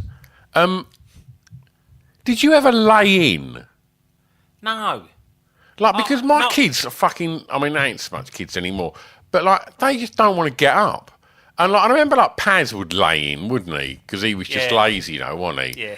But, like, I remember... Paz, if you're listening. Sorry, Paz. And, like, I would have been up at, like, 6:30, 7, just going, like, what's on telly? Is Roland Rat on yet? Like, and it would have just been, like, just excited. And, like... I remember knocking for people and the parents just going, they're still asleep. And looking a bit angry with me. It's still dark. But, So who would that have been? Sid's dad, who looked like the Ripper. yeah. I don't know. I remember, like, Pazzy's mum always looking a little bit annoyed when I knocked. Yeah. Like... You had that demeanour, though, that just rubbed people up the wrong way. I was just an excited kid, just wanted to go and play. You still are. I know. Like, so I'm trying to think, like, for 6 weeks, like, I would have been happy, right? And I'm not, like, making out that, like, I'm all about the simple pleasures, but I would have been so happy just sitting over at the field or sitting on the bench outside the shop, just mucking about, like, for hours. But I think around this kind of time, we'd have both been 11, wouldn't we? We'd be quite in Police Academy. Yeah. Because this was the year Police Academy came out, and we built the Kids Academy, didn't we? Yeah. In the woods. Yeah. And some big kids smashed it up, didn't they, like on the first night? We built a proper good camp, didn't we? Wrote a little sign and everything. Like, just big kids booted it all in. I bet one of them done a piss on it. And smoked in it. Yeah, like literally one night that lasted, didn't it? But we built a camp in the woods. What else would you done in the summer holidays? Camp in the woods, probably some football, and then when Paz got bored, fouling football just to keep him over the field for another half an hour. Would we have done war? I don't think so. Do you remember playing war over the dip in? Yeah. I used to play war down an alley. Like... With a pedo. No. Warhead. Like, where... There was, like, Neil Davis, like, you know where he lived? Like, there was a little alley down the side of his... There's some good alleys round there, isn't there? There's loads of good alleys round now. And so we'd play war in them alleys, and he had an older brother called Phil, who had, a From Quadrophenia? No, just Neil's brother, Phil. Oh. Phil and Neil. And he had, like, a toy machine gun that was like one of them massive ones that had a stand at the front that you could lay down. Like the stormtroopers? Yeah. Or, like, you could just hold it all like a massive gun. And once Phil went... Because I had, like, my dad bought me, like, a little, like, kind of, like a camouflage like Uzi toy gun. Yeah. And I remember going down like Rectory to play guns. And as I walked down Rectory, do you know that house that as you go down the hill has got like a bridge going up to the front door? I fucking love that house. I always dreamed about That house being was the my best. house. Imagine playing War where there's a bridge. Yeah. Like, and I used to just walk past that to get to Neil's house and just look at an house that had a bridge getting to the front door, and I just thought, I just want to fucking play War there. Yeah. But I had to play in the alley. But I did swap with Phil once. He played with like the camouflage Uzi. Phil was probably way too old to be playing War, but he let me use his big gun. And I remember just thinking, I don't think I've been happier since. Yeah. Like, it was just fucking brilliant. It's a hard high to match, though, isn't it? Yeah, yeah. But yeah, I think like, do you think that was the year that like we was eating all them Mr. Freezies? No, I think that was older. Was it? Yeah. Oh, Jesus, this podcast don't do us any favours. Simple pleasures, though, isn't it? Yeah, yeah. But some of the really tragic things we done, I just think, oh fucking hell, I was way too old to be doing that. Yeah, but it was simpler times, wasn't it? Yeah, It was simpler times. No one was having it off when they were 11, apart from Lee. He was always mature, though, Lee. very mature, very mature. But thinking about it, the Lee Antonio, like the Glenn Medeiros of my class, he was the one that licked that girl out. What, that tasted of piss? Yeah. But I remember like He was basically the Antonio in my school. every school's got to have one. Yeah. But have I told you, like, even my mum, I remember, like, when Lee first came round, she went, oh, he's going to break some hearts. I was like, stop it. Yeah. Mum's got a wide on over my mate. I'm going to break hearts, Mum. She didn't think that. Right, so, and what we do is, like, I wanted to make, I made a little note of this as well. Because whenever I think of, like, hanging out, me and you was always there. Yeah. And we'd knock for, like, everyone. Yeah. And, like, and essentially, of all the people we'd knocked for, none of them went to the school that me or you went to. No. So we'd knocked for all of these kids, and I've made a list of, like, Robin, and, like, and we'd knocked for Robin, who'd occasionally come out and play football. Yeah. I remember him being quite good. Yeah. And then his older brother, Johnny, had come out. Rubber Johnny. And then we just discovered the word Rubber Johnny. So I just remember going, Rubber Johnny, Rubber Johnny, Rubber Johnny, and he just... But that might have been why he didn't come out very often. Well, no, that's why. He went home with the and never come out again. Yeah. He was like, why am I going to hang out with these younger kids? That just refer to Durexes the whole time. Exactly. Do you remember down the Dipping, when you went down, you know, from the kind of top bit, you went down on your bike, and then you went down at the bottom, there was a slip, went down to the bottom Yeah. field, and then there was a little dip and a jump. There's a drain there, yeah. I was there? Yeah. No, like on the bottom field. Yeah. Oh, right. Well, you sort of, you kind of come down the slip, then you sort of went on the field, and then there was a dip, and then there was a jump. Oh, exactly what you and mean. you'd kind Yeah. of do a little stunt or something. Yeah. And I remember Robin went down there. Did he have a chipper? Yeah. Camo one. Yeah. No, it wasn't a chipper. It was called, he had a commando. Oh, did he? Yeah. So he went down there, and he did a little jump, and the seat come off his bike, and he landed on the pole, like with his arse, and then he had to go home. I mean, that's the stuff that's hilarious, isn't it? But No, it must have, like, you know, he wasn't out for a few days after that, so he must have done his bum some damage. Saunders didn't come out much, did he? No, I don't know why he didn't. I like Saunders. Yeah, I he was don't a know why really nice bloke, wasn't he? He Yeah. came to Cubs. He didn't feel like he was at Cubs for long. No, he had pubes, didn't he? Like, What was your song called? Craig had pubes when he was 9. But he did. He Do you did. remember him having a piss over the woods and just go like, whoa, Yeah, he had a proper big plonker Yeah. with pubes. And like, like a fella's plonker. Didn't he, on a lad? fella's plonker. That's like a racehorse. But like, you're all having a wee over the woods and everyone's got their little cola bottles. Making and a then final dash now, we can see fella's plonker coming through on the outside. Yeah, I remember, like, even in that Cub football photo we've got, Like, we're all standing there. Obviously, you're way taller than everyone. Yeah, but, like... the arms are much shorter on me. But Saunders just looks like one of the dads has just put a pair of gloves on to playing goal. Yeah. Like... and I remember just always really wanting Saunders to come out. Yeah. And he never really did he? No, he didn't come out much. His old man was very serious. Yeah. His older brother was serious. Yeah. His older brother was mates with roving cunt. Was he? So to give...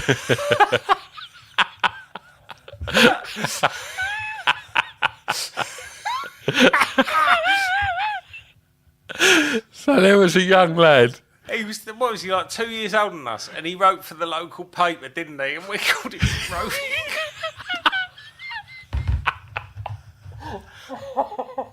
I mean, he was just an aspirational young man, wasn't Yeah. he? That dedicated some time to writing. Yeah. But we was just like, oh, look at roving cunt's fucking coming. Roving cunt. Fucking hell. Roving cunt never come out. Dartnell never come out, did he? No. Oh, you come to graze with us that time that we fucking made him walk on the other side of the road because he nicked them shoes. That was out of order. Ollie with his balls on a trolley. He never really come out, did he? Saggy never come out. Rest in peace, Saggy. I think like Paz and the Nodsies have put a good innings in, wouldn't they? Like, I understand the Nodsies probably didn't want to be indoors, but like... But you'd never get anyone out on the same regular basis. No. Was we just such a couple of cunts? It must have been you, because I was all right. Right, I've got some more TV shows for you. Coming in. Breakfast Time. Breakfast Time's gone on the road show. Oh, was it? They've hit Scarborough with Frank Boff, Francis Wilson and Little and Large. What's going on there, do you reckon? Gangbang? Why not? Why Don't You was on. So the synopsis for Why Don't You was... Your ideas, games and activities presented by the children of the Scottish Why Don't You gang. Like, who wants to talk about activities or like You want to muck about, didn't you? games or ideas? It was never like the kids from Why Don't You play fucking Bums and Willies or fucking Bulldog or boxing or fouling football. Imagine that. Why don't you? Well, we're playing fouling football. You'll smash a golf ball up and down. Yeah. Never happened. No, when grown-ups try and structure kids' activities, it all goes pear-shaped. Yeah, because they don't make it fun. All right, with that in mind then, what ideas, games and activities would you have suggested? The Scottish Why Don't You gang. Yeah. Like, just go over at the corner of the field and show each other your willies. Do you know what, right? Like, the thing is, right, if you was, like, that age then, and there was an opportunity where, like, you might get to look at, like, the girl on the estate's nun, if you showed her your ding-dong. That's what it was all about, wasn't it? Why, eh, man? Like... Is that Scottish? That was Geordie. Right. Well, look, we've mentioned... Oh, also, fucking hell, I had a little look through the fucking listings here. Cricket's on. Right, cricket, right? I fucking hate cricket. But everyone hates cricket. No, they don't. Like, do you know what? Fucking... Posh people. Like, cricket, right? Oh, do you know what? Gold likes cricket. No, he don't. He fucking does. Not really. He's got cricket whites and everything. You can't like cricket and football. I don't get it. Did you play cricket at Hogwarts?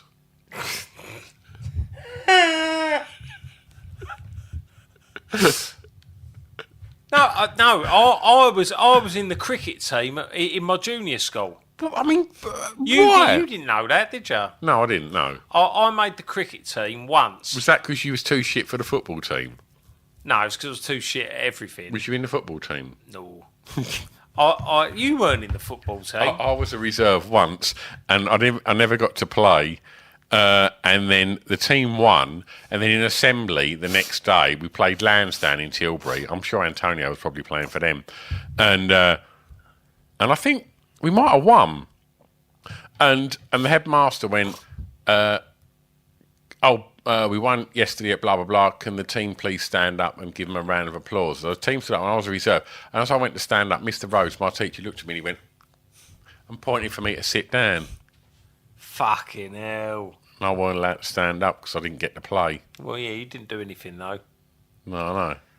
I was the first reserve for one cricket match, so I was like, they call it 12th man, didn't they? I don't know. Yeah, 12th man. So it's basically exactly the same thing that happened to you, happened to me in the junior school cricket team. I was picked once as reserve, and that was it. I don't know what I did wrong in that time as too loud. Yeah. Like, you always about fucking showing off. Because cricket's quiet, isn't it? Shh. Pedo sport. My old neighbour fucking... He's putting his hand on me. Shh. He's got his hand on me. Shh. Why is no one else in the changing room? Shh. He's trying to cram it up me. Shh. That stump looks a bit too big to be put in my shh.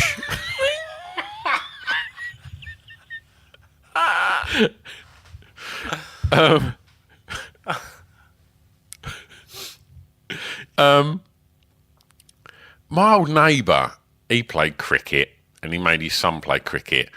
And they picked me up and they went, we're going to go on Sunday, we're going to go play cricket. Why don't you come over? And I was like, all right. And so they drove us over to like some park. And there was just loads of old men just playing cricket. And his son played cricket. And I just sat there with his mum, who was like a devout Catholic. And she just sat there like looking very religious. She was really serious. And I just sat there next to her, and I remember her just going, would you like a sandwich? And it was just like, and it was brown bread. Like, I don't want brown bread in the 80s. And it was brown bread, and it was warm with a little thin bit of ham in it. And I remember just eating it, thinking, this is horrible. I just want to go home and have a cheese sandwich at my house. What's worse, right? I ain't finished yet. There was warm squash as well. Fucking hell. Just like a plastic beaker of warm squash. And I was like, oh, well, if we're going out, at least have something fizzy. It's fucking rubbish. What's worse? God, cricket, or a brown bread ham sandwich in the 80s? Warm. Right, you've got to have two of them things in your life. What, forever? Yeah. God, cricket, or a brown bread ham sandwich. Do you know what? I'd have cricket. And I'm getting older now, so I should have a bit more fibre in my diet. So you've got to have a warm brown bread ham sandwich every day. Yeah. But you're getting rid of God. I ain't having that. You've got to play cricket every day. Oh, fucking and hell. a warm brown bread ham sandwich. But I'd have to, if I didn't go to play cricket every day, I just had to go to church one day a week. No. You go to church one day a week and then you got to help people the rest of the time. I'm just fucking... Do you know what? I'll just smash my own head in with a cricket bat. What about you? No, I was asking you the question. All right. I'm just going to grab a beer. Okay. Do you want another one? Yeah, go on then. Cheers, mate. All right, well, look, let's wrap up TV now. We mentioned Frank Boff earlier. Got a little quick game of wankety wank. Okay. I'm going to ask you to fill in the blanks. How's wankety wank work? It's very easy. It's a play on blankety blank, where you have to fill in the word on the blank. Okay, so the game is as follows. Right, okay, wankety wank. Wankety wank, wankety wank, wankety wank. Wankety wank. Frank Boff won the jackpot on his one-armed bandits on the road show and spent his winnings getting prostitutes to attach a car battery jump leads to his blanks. Plums. Loved it on his bollocks, didn't he? Did it? He did, didn't he? All about his bollocks. Have you got any TV? Nah. All right. Well, look, we've got some... do you know what? We've got some news and sport, but What is it? Well, it's fucking brilliant. So, it's Mike Reed's Knob Quiz, Yeah. but we had a listener. I'm going to just shout him out. David Miller. He's on Twitter as True Blue Jock. Thanks, Dave. This is great. So he's reached out and he's tweeted, can we have an 80s roach-heavy Mike Reed's Knob Quiz this month? Ranking the following roaches. Pat Bomber Roach. William Kembarlo Roach. Oh. DS Ted Roach. Andrew Cuddly Toy Roachford. That's some fucking good roaches there. Definitely. So I want you to tell me, please, from smallest to biggest knob, who are we going to start with, essentially? So just to refresh you, we've got Pat Bomber Roach, Ken Barlow, a.k.a. William Roach, from the Bill, DS Ted Roach, and singer of Cuddly Toy, Andrew Roachford. Right. Can I just say something about Roachford? Yeah, go on. So we went to see Roachford. We went to see Roachford. I mentioned earlier that girl that I wrote all them songs about when we split up, my first proper girlfriend. Yeah. Her sister, that's her boyfriend. What, Roachford? Yeah. What, currently? Yeah. I'll just see some pictures that she put on her social media. I was just stalking her on Facebook. And... No, she's me mate. And I was just like, oh, she puts, that's Roachford. And yeah. Well, that's good. We've got another room to see Roachford then. Absolutely. Good cuddly toy, isn't it? It is, isn't it? What was the other ones? Don't know. What was the... Yeah, one called Family Man, but it wasn't... Leave me alone. No. I'm a family man. That's the trouble. We are family man. Like... Yeah. Was he just trying to be a family man? Oh!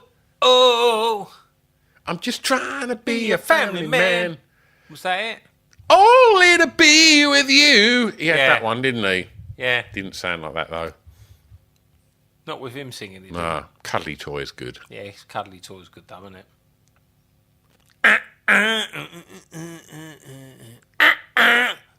Who did you like most, Roachford or Sydney Youngblood? I think Youngblood just edged it because he had two. I mean, back then you would have had your metal jacket. Would you have, if you had to have a patch... Living colour.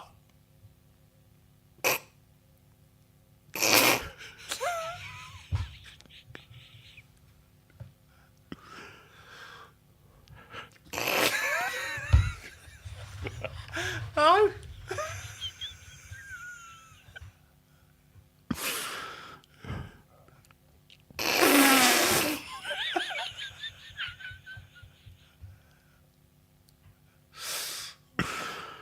Okay.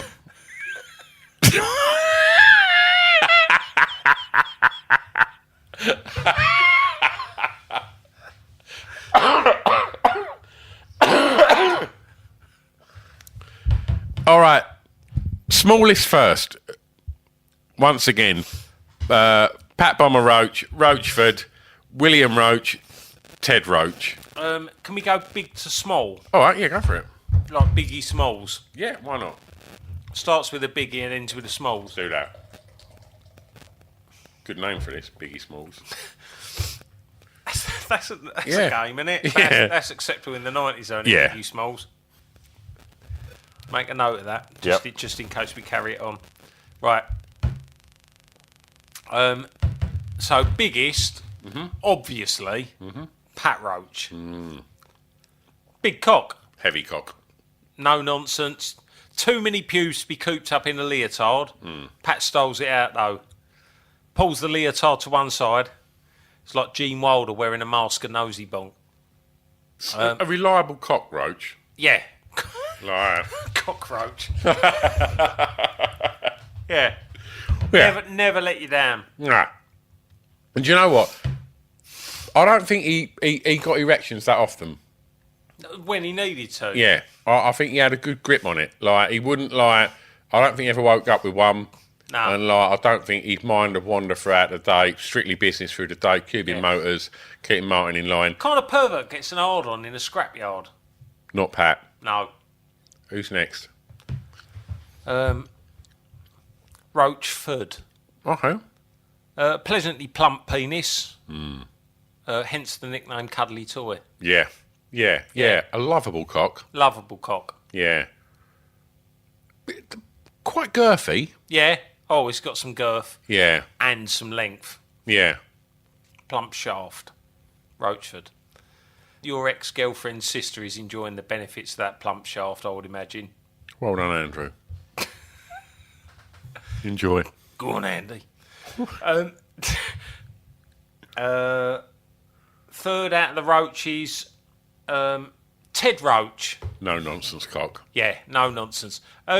Maverick cock in a lot of Smell ways. booze. Yeah, a whiff of booze about it. A cock that didn't always play by the rules. Yeah. Yeah. Wild cock at times. Yeah. But stuck to the rules when it needed to. Yeah. Played hard and fast. Yeah, he'd get a wild erection, I reckon, in like random places, not in schools. Yeah. God no. Or play parks. No, anything like that. If he's on duty, Yeah. no, weren't happening. No. Weren't happening. Never ever aroused in a children's area. Ted Roach. Smallest cock. Mm-hmm. Ken Barlow, a.k.a. William Roach. Barlow's got a small cock. Small, boring, predictable cock. Oh, that goes for most Barlows, doesn't it? Yeah, it does, yeah. Yeah. He's wanked it in the same boring, predictable way ever since he first got spunk in his plums. He's made boring, predictable love, probably in the missionary position, to his two wives, Anna Cropper, from 1961 until their divorce in 1974, and Sarah McEwen Mottram from 1978 until her sudden death in 2009, when he then went back to his boring, predictable wanks. The most interesting thing William Roach's cock ever did was being accused of raping a 15-year-old girl in 1967 and 5 other counts of indecent assault against girls aged between 12 and 16, News and sport? for which he was acquitted.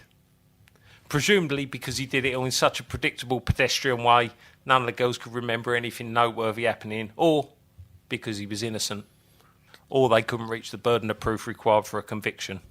News and sport.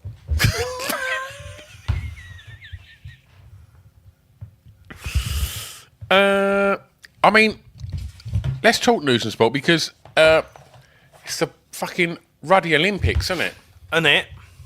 And I mean, this was it was Los Angeles, wasn't it? Yeah, 1984. I mean, this was the year that Carl Lewis become a superstar, wasn't His it? sex was on fire, wasn't it? 4 gold medals. Yep. 100, 200, long jump and relay. With this, I'm just trying to think if this would also be in the year that Lee come last in the 100 metres. Might have been. Last in the 100 metres, but first one to get smelly digits. Yeah, I mean, do you know what? I would have took that loss. Just to lay in bed sniffing your fingers. He was having smelly fingers at school. It's a different world, I think isn't I've it? been working about 4 years before I got some. Fucking hell, Lee. How did he ever pass any of his exams? Do you know what? Like, I remember Barham on one exam. I think it was our modular science exam, and it was like we was all div kids in modular. It was me, Moon, Ross, Gal, Juddy, like, and it was just a class of like all our mates. Curse a serious problem. Yeah, and our teacher was fucking Paddy. Yeah. So it was just a fucking waste of everyone's time. And I remember Gal turned up to the exams, and because he had pubes at school, Yeah. like, and he turned up and he'd been to Pizzazz the night before with Gradley, and he was like, oh fucking hell, well hungover. I got in about 4 o'clock this morning, and I was just like, I was in awe. I was like, I probably went to bed at like 9:30 after watching Bread. And We wouldn't have gotten it pizzazz. No, we wouldn't have, but he did. And he just went to Pizzazz, got pissed, Yeah. and then turned up for his fucking exams. It's a different world if you got pubes, isn't it? Do you know what? If you could have swapped it, would you have had pubes at school? I'm being serious now. Would you have changed anything where, like, maybe you would have got some sort of stinky fingers at school? Yeah. Yeah. Yeah. 100%, yeah. I'd have swapped anything to have pubes and smelly fingers. Because you got pubes, then you got smelly fingers. Yeah. Like Barman have chats with me dad like he was one of his mates. Yeah. Your old man could smell his fingers, couldn't he? I think that's what it was. That's what it was. Look at what fucking my mum's response to Lee. Yeah. Like, I remember seeing your dad, like, and Lee just, like, they'd shake hands, and Lee would just give your old man a sniff of his fingers, and your old man would go, just wipe it on my moustache so it stays there. Yeah. Yeah. And then your old man would, like, offer his fingers to Lee, and Lee would go, what? And he'd go, that's Roy's mum. Respect. Yeah. Mutual respect. Yeah. Yeah. They can literally sniff each other, can't They they? can sniff each other's fingers. Like, That's fellas, though, isn't it? Yeah, it is fellas, yeah. Yeah.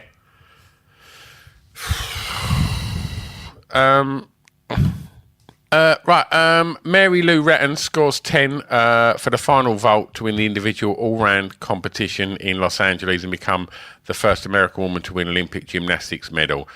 Back to Hogwarts. Did you do gymnastics there? No, there was a trampoline. Oh, fucking again. Did you have a trampoline? Yeah, because I remember we had a teacher called Miss P, and like we might want to beat that out, actually. and she fancied Gradley, and she used to stand at the bottom of the thing, and that was when we all first got boxer shorts. Yeah. And Gradley would be like bouncing around with his cock and bollocks. He had a fella's cock, though. Of course he didn't did. He was in Pizzazz the night before with Gal, just talking about pubes and fucking stuff like that.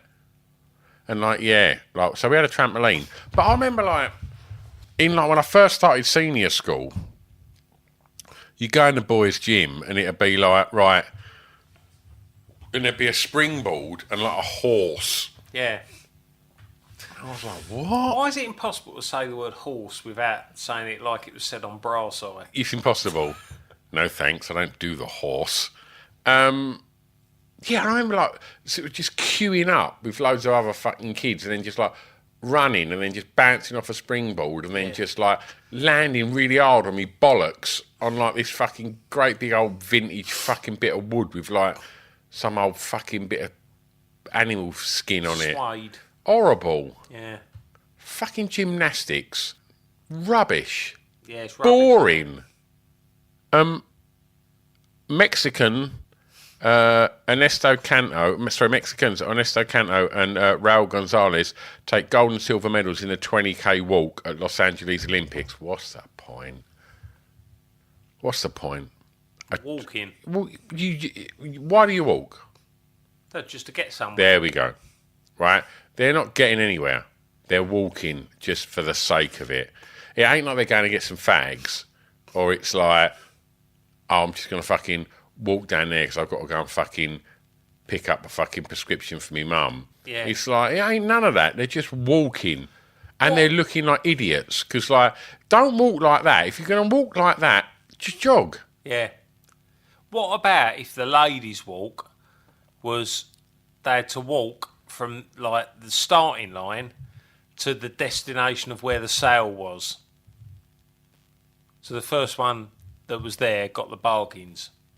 Yeah, I mean, that's quite a primitive way of looking at it. And the fellas' walk was like, you just put the starting line in place, and then the fellas would walk to an attractive lady pulling her flaps apart. I think they pulling a pint. That works just as well. Maybe better in this Either day or. and age. Either or. Yeah. No, I think it would have made it more interesting.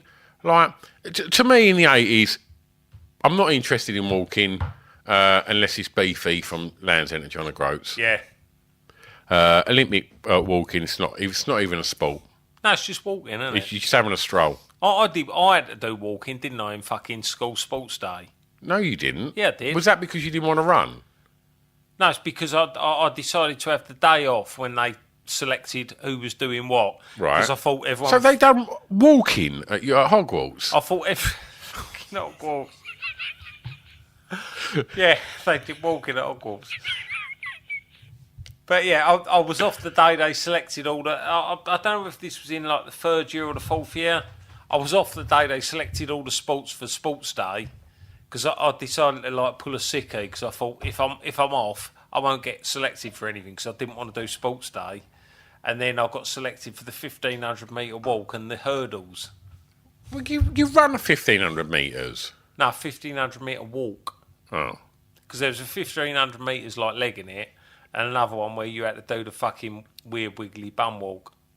Did you try and do the bum walk thing? No, just fuck it. I walk normally, and I think I come last. But like, what's the difference between walking and running? Like walking is just like like walking. Yeah. You just walk. Yeah. And running is more like you sort of run. That wiggly ass thing. Grow up. It's for twats, isn't it? Just like, oh, what do you do for a living? Oh, just trying to look like a cunt. Yeah, you just minge around like a twat. August the 4th, Prince's Purple Rain album goes to number 1 and stays at number 1 in America for 24 weeks. That's nearly half a year. How many self-sucks do you reckon he put in per week? Per week? This is Prince, he was a very sexual man. 84. Was Susanna Hoff sucking his cock then? Oh, hang on, have we mentioned the Bangles yet? The Bangles like next year. They're 85, the Bangles, I think. Or maybe even 86. So perhaps she was like servicing his plums at the moment. No, I don't know. I reckon it might have been... Weren't Sheena Easton then, was it? That was a little bit later. Yeah. And Bassinger, he had it off with all of them, didn't he? Very sexual man. Yeah. But did he have it off with them? Or did he just make them sit in the chair in the corner of the room while he just rolled around his queen-sized bed? Do you know what? Women would have loved it. We'll never know. We'll never know. We'll never know. Rest in peace. If you could suck your own cock, how many times a week would you suck it? At least 7. You? Yeah, same. 7 times a day. August the 10th. I'll try and find a way of not doing any work. You suck your cock at night? No, that's dirty. Yeah, filthy. That's dirty. Right, just go to sleep. Leave it alone. Yeah. It hurts. Yeah, nod off your wrong cock.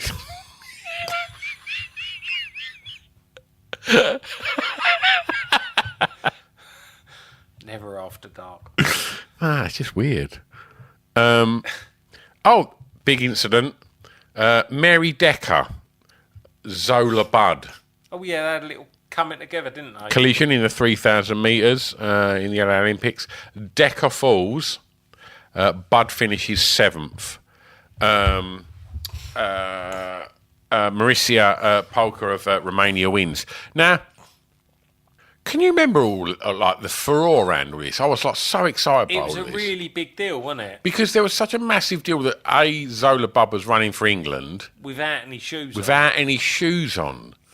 Like, What was the big deal? Was Zola Budd South African? yes. So, yeah, barefoot South African runner Zola Budd controversially granted British citizenship earlier in the year. Collided. And obviously that was all the furore. None of them even made a medal, but Decker, I think, might have been one of the favourites for it. And it was just quite weird. And I remember like Decker's husband or something like sort of carrying her. Carol Decker. And like, yes, yeah. And he was carrying her. And she was like sort of sobbing. Yeah. And it was really weird because I remember thinking like the narrative is like you feel really sorry for her. But I remember just thinking Zola Budd looked about 4. Yeah. And I was just thinking, I feel really sorry for that girl that can't afford shoes. Yeah. I made a note earlier to try and see what Zola Budd looks like now. Because Zola Budd's going to be like a proper adult now, isn't she? What's she doing there, Zola Budd? No idea.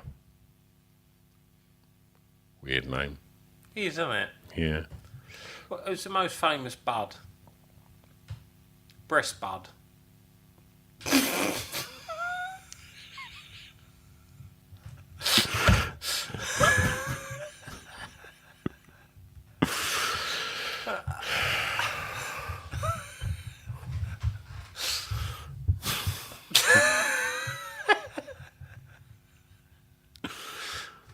So, 1984. How big do you reckon your feet were then? Honestly. Well, honestly. Yeah. This is before you had to start buying your trainers in America. Do you think I was in the Pierre Cardin shoes? 84. Not quite, maybe. Nah. Nah. Did you have any casual trainers leading up to that? I can't remember. I had them Puma Javelas that when me mum told me dad to take me out to get trainers, I took the piss out of me dad, and he ended up paying for like fucking a proper cool pair of trainers. So how old would you have been then? I reckon about now, first or second year senior. Oh, really? And I fucking bought them from Smallcombs in Grays. Yeah. And I fucking loved them trainers. And they were like proper cool. I don't remember having any cool trainers after that for a long time. He went back to my mum buying me trainers. Do you know what? Jet 7777s. Yeah. I don't remember really ever having any cool trainers. Did you have pony trainers? I don't mean that derogatory, like the brand pony. Don't know. I remember. Do you remember Brett over the field got all them troops? Yeah. Was he working down Gray's Market? He worked at the market, didn't he? And I definitely bought some troops off him. Yeah. I remember thinking they looked like they were like trainer, like ankle boots. Yeah. And they were the bollocks, weren't they? Yeah, they were amazing. But when would that have been like late 80s, early 90s? That would have been 89, 90. I'll tell you what I was thinking about, because when you said about summer holidays, I was thinking, because we went to Clacton like every fucking year, and then my old man, like where he started to come into a bit of fucking expendable income in the early 80s, well, I say expendable income because my mum was still paying all the mortgage off, but my dad had expendable income, and so like he'd push for us to go to Benidorm, yeah, like in the summer, and in Benidorm, I mean, I don't know whether it was 80. I don't know if it was 84, 85 or 86, but there was loads of like casual fucking stuff, and I got some really good stuff in Benidorm. Like you wouldn't have been able to afford in England, but in Spain, like because it was pesetas then, everything was much cheaper. You had a Benetton top, didn't you? I did have a Benetton top. Yeah. Yeah, but I'd have got that in Benidorm. Yeah. I was thinking about this earlier on. I had a Lacoste sweatshirt, right? And it was like light blue, and it had Lacoste written in big letters down there with a little crocodile. It was fucking lovely, and it was literally the nicest, poshest thing I ever owned. And I got it in Benidorm, but I reckon because I bought it in the summer, I must have worn it a few times as the summer kind of ended, and then in the winter it was too cold to wear it. And then the next year it was too small. Because I remember putting it on one time and thinking like it was right up here on my arms, and thinking like, I've only worn that a few times. It was fucking lovely. Yeah. And do you remember I had two T-shirts that I fucking loved. I had like an Adidas T-shirt that just had a little light blue logo on the front, and then like a cloud with a hand. Yeah, I remember that. Putting a basketball through a hoop on the back. I got that in Benidorm. And then I had a Nike T-shirt, which I think just had a Nike tick on the front. And on the back it had like a big rainbow with Nike on. And I got that in Benidorm as well. And they were the best fucking clothes. Them three items were like the only fucking lovely casual things that I ever fucking owned. And everything else was like the Pierre Cardin shoes and the metal jacket. I don't think I had anything like that. I had that Fila puffer jacket that was so snide that I only wore it once because it was fucking ridiculous that my mum got cheap. I had that Night Wind Runner. I think that was it. And then after that, I had another cagoule that was. Do you remember Patrick? Yeah. I had a maroon Patrick, like cagoule. Patrick was one of the like second or third tier. Oh yeah, kind of things, wasn't it? Like like because I'm sure we talked about it before. Like one of my old man's mates up the pub done over a Ruckanor van, and so like the team all had Ruckanor kit. I remember all of that. I was well jealous of that. Ruckanor boots and fucking Ruckanor this, that, and the other. But I was thinking as well, like when we started going out to Benidorm, my old man would always. He had a mate he met up with out there who he met from there. I can't remember if you talked about this on the pod last month or whether I spoke about it with someone in the meantime. But my old man met this bloke out there who my old man took a suitcase home for him. Did we talk about it? Yeah. Yeah. And you know, like there's definitely fucking something going on there. But my old man and this bloke he took the suitcase home for would there was like a young DJ in the hotel where we always used to stay called Jamie, who they used to call Jimmy. Yeah. And every time we went out there, my old man would send me down to Woolworths like with 20 quid and go just get anything from the charts for Jimmy, because like it was in Spain was always behind England there with what was in the charts, and so I remember buying buying Tarzan Boy and Sonita So Macho and like some like various chart records and stuff, and taking that there like on 7-inch, and my old man had given them to Jimmy when he was out there. But my old man and this other bloke and Jimmy would go out on the piss basically and like leave me mum and his wife in the hotel, and they'd be out around the clubs in Benidorm. Do you think Jimmy was in on the tickle? I always got the impression that Jimmy was just a normal bloke, and then my old man and his mate dragged him into it, because we went there one year and Jimmy had to do national service, and so like he'd gone into the Spanish army, and then I think like the following year or the year after he was out again, and they were back out round the clubs. Like I always felt like, my old man and his mate were bad influences on this young Spanish bloke who was just trying to fucking earn a crust. Vauxhall unveils the Mark II Astra, which will go on sale later in the year. When you was growing up, like around this time, like what cars did your old man have? I did put some thought to this and come up with a list of the cars we had. Like the earliest car I can remember, which would have been the 70s, was a Cortina Mark II. Yeah. And then that was and then we had a Vauxhall Viva, a red one. Then he had a Granada Mark I for a while, but not for very it was second hand. Yeah. And I don't think it lasted very long. And then he had an Allegro hatchback. Yeah. That we had. I think we had that while we had the Granada, but it weren't for very long. It was for like a few months or something. And like I spoke to my mum recently, and she was moaning about me because my old man's gone now. Yeah. But she was saying about my old man did an insurance job on it, and he made her drive it to somewhere, and then he went and picked her up, and it went missing, and he made her do all the insurance claims on it, but someone burnt it out. Fucking hell. Because like I think he bought it second hand, and it was a shitty. Yeah. And so they drove it out, and I think that was an Allegro hatchback. We had an Allegro. Oh, did you? Yeah. What other motors did you have? I remember in the 70s, my dad had like a Rover. I remember like going to like Cornwall in a Rover, and then. What, you go to Cornwall on holiday? Yeah, one year we went to Devon. Yeah. Like with my nan and granddad.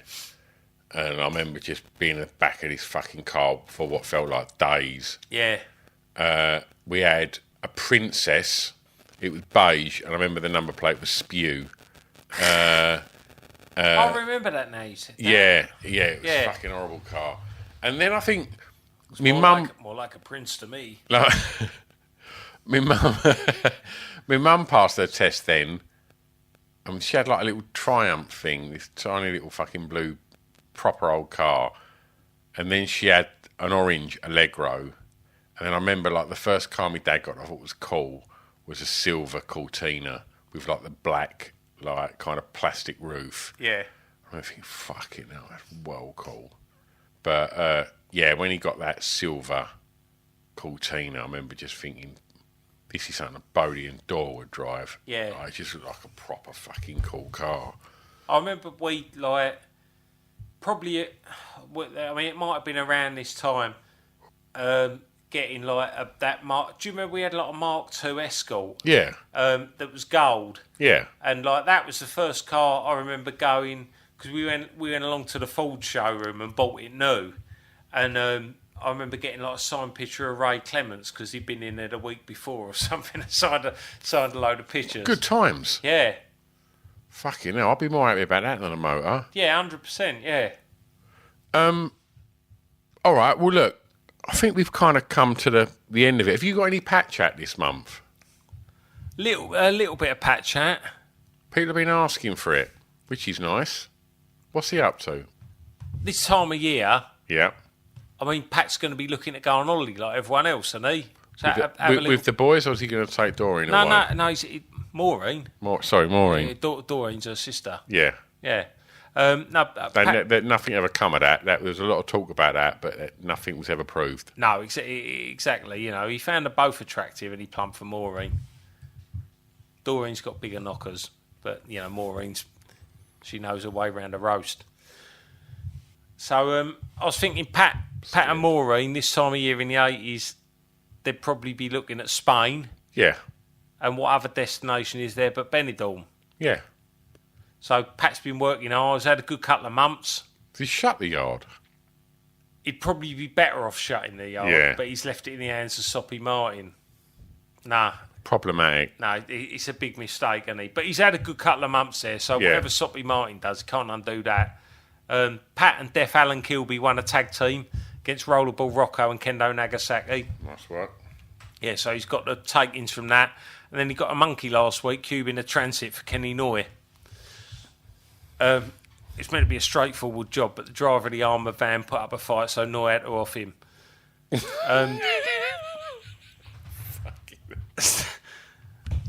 So with the proceeds from that, Pat and Maureen bought some matching luggage. Pat slings it in the back of the Cortina, and before you can say Una Paloma blank, they're on their way to Gatwick. Oh, love it. They get there 45 minutes before the plane's due to take off. What's he wearing? Leotard.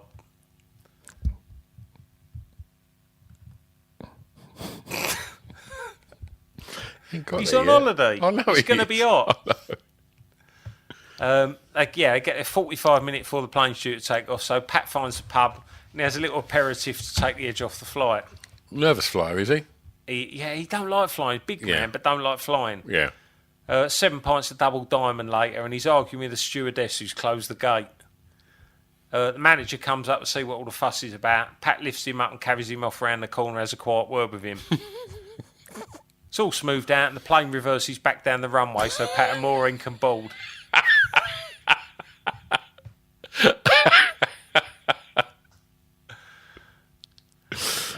Flight's a bit rocky. Pat's a nervous flyer, as we've said, so he does 3/4 of a bottle of duty-free scotch and Sparko. That'll take the edge off. Yeah. Yeah. Stewardess asks Maureen if Pat can close his legs. There's a kid on board with a nut allergy.